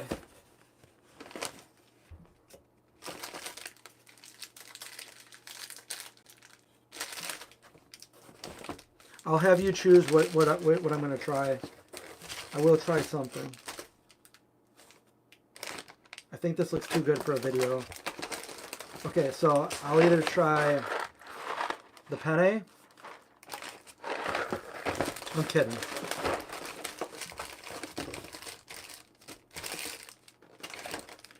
Okay, so I'll try one of those. Ooh, what's that? That looks good. Okay, so that's that box.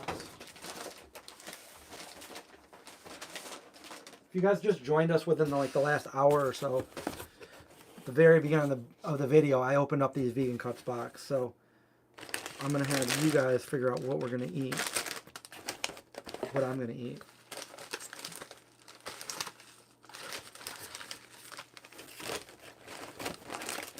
I don't want to spoil my dinner, so I don't want to eat too much. I feel like those look too good for what are these? There's two of these, so I could try those. Okay, here's what I could try. Okay, that's this one. I'm just going to put it over here to the side. And then that's this one.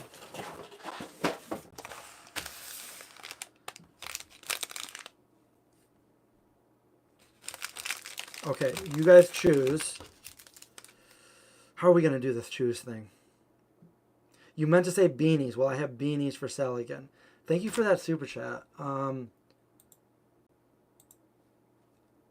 the site that I was just telling about, I do have some nice beanies with different vegan zombie designs. Otherwise, I have to have my guy, because I never printed those myself. They were all, I'd have to have my guy do that. But I do have some nice ones on there. Actually, I might buy one of my own beanies because they look pretty cool. So, did Linda just... No, that's the Discord one. Linda, did you post the link for the... Which one was the third party that I have down there? Because I would like to show them, or at least put the link there. Maybe I can, hold on, maybe I can click this. Okay, that's it. Oh my goodness. Okay, hold on, let me just click. Oh yeah, you can just go to right here on my YouTube site. The YouTube site should have a store, and then click, boom. There you go. So the first link that is pinned to the top is the Discord link. If anybody wants to join Discord, I'm going to unpin that, and I'm going to pin this. Boom. Okay, that's the new one. Thank you, Linda. She already gave the link. Okay, I must have missed it. He has some nice beanies. There are some nice beanies. I just put them up there the other day because I redid my actual site because I have a limited amount of stuff right now because I can't print anything. Everything's in storage. My printer's in storage. So I went through everything that I have. I did an actual physical inventory because before that, I would just have anybody buy anything. And if I didn't have something, I would literally just go and print it. So I can't do that now, so I have to put exactly everything I have. So everything I have is in there. Some of the stuff I have more of, some of the stuff I only have one of, some of the stuff I have none of. But I don't know how we're going to do this, but in the first box, we have this. Okay, you guys got to figure out. Okay, so I'm going to say this is 1, this is 2, and this is 3. So you're going to have 1, 2, or 3 on what you want me to eat. So this is a cereal bar, French vanilla cereal bar. This is kind of like a breakfast biscuit nairns. That's number 2. All my Nacho Licious fell over. And number 3 is this cookie dough little snack. So 1, 2, 3. Vote. Oh, you know what? I can make a vote thing. Hold on, let me do a vote. Wait, where's the vote thing? Engage with your audience. I'm going to do a poll. Okay, ask a question. How do I do this? Which one should I eat? Okay, so the yes is going to be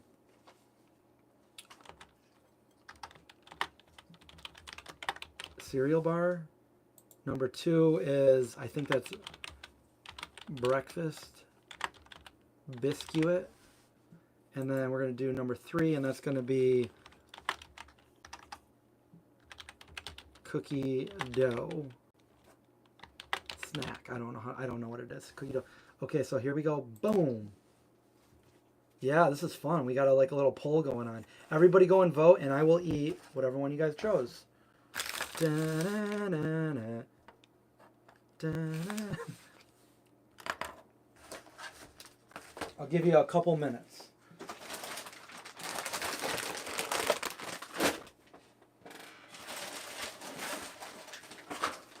Nacho Licious. I got that Fergie song in my head again. Nacho Licious. Do we have any votes? Come on, what's going on? 46%. I mean, how do I look at my votes? Okay. Oh, we got some votes coming in. So far, 14 votes. Wait, how did we go from 14 to 13? That's weird. 14 votes to 13 votes. Did somebody disappear? Did somebody Marty McFly back into the future past? I'm the mushroom chocolates. No way. I'm gonna need some super chats to eat that.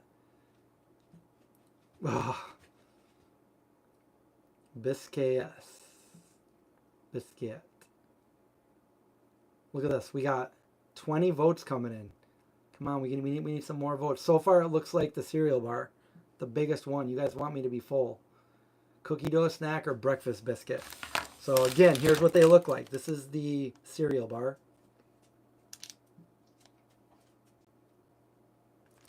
This is the, I think that's breakfast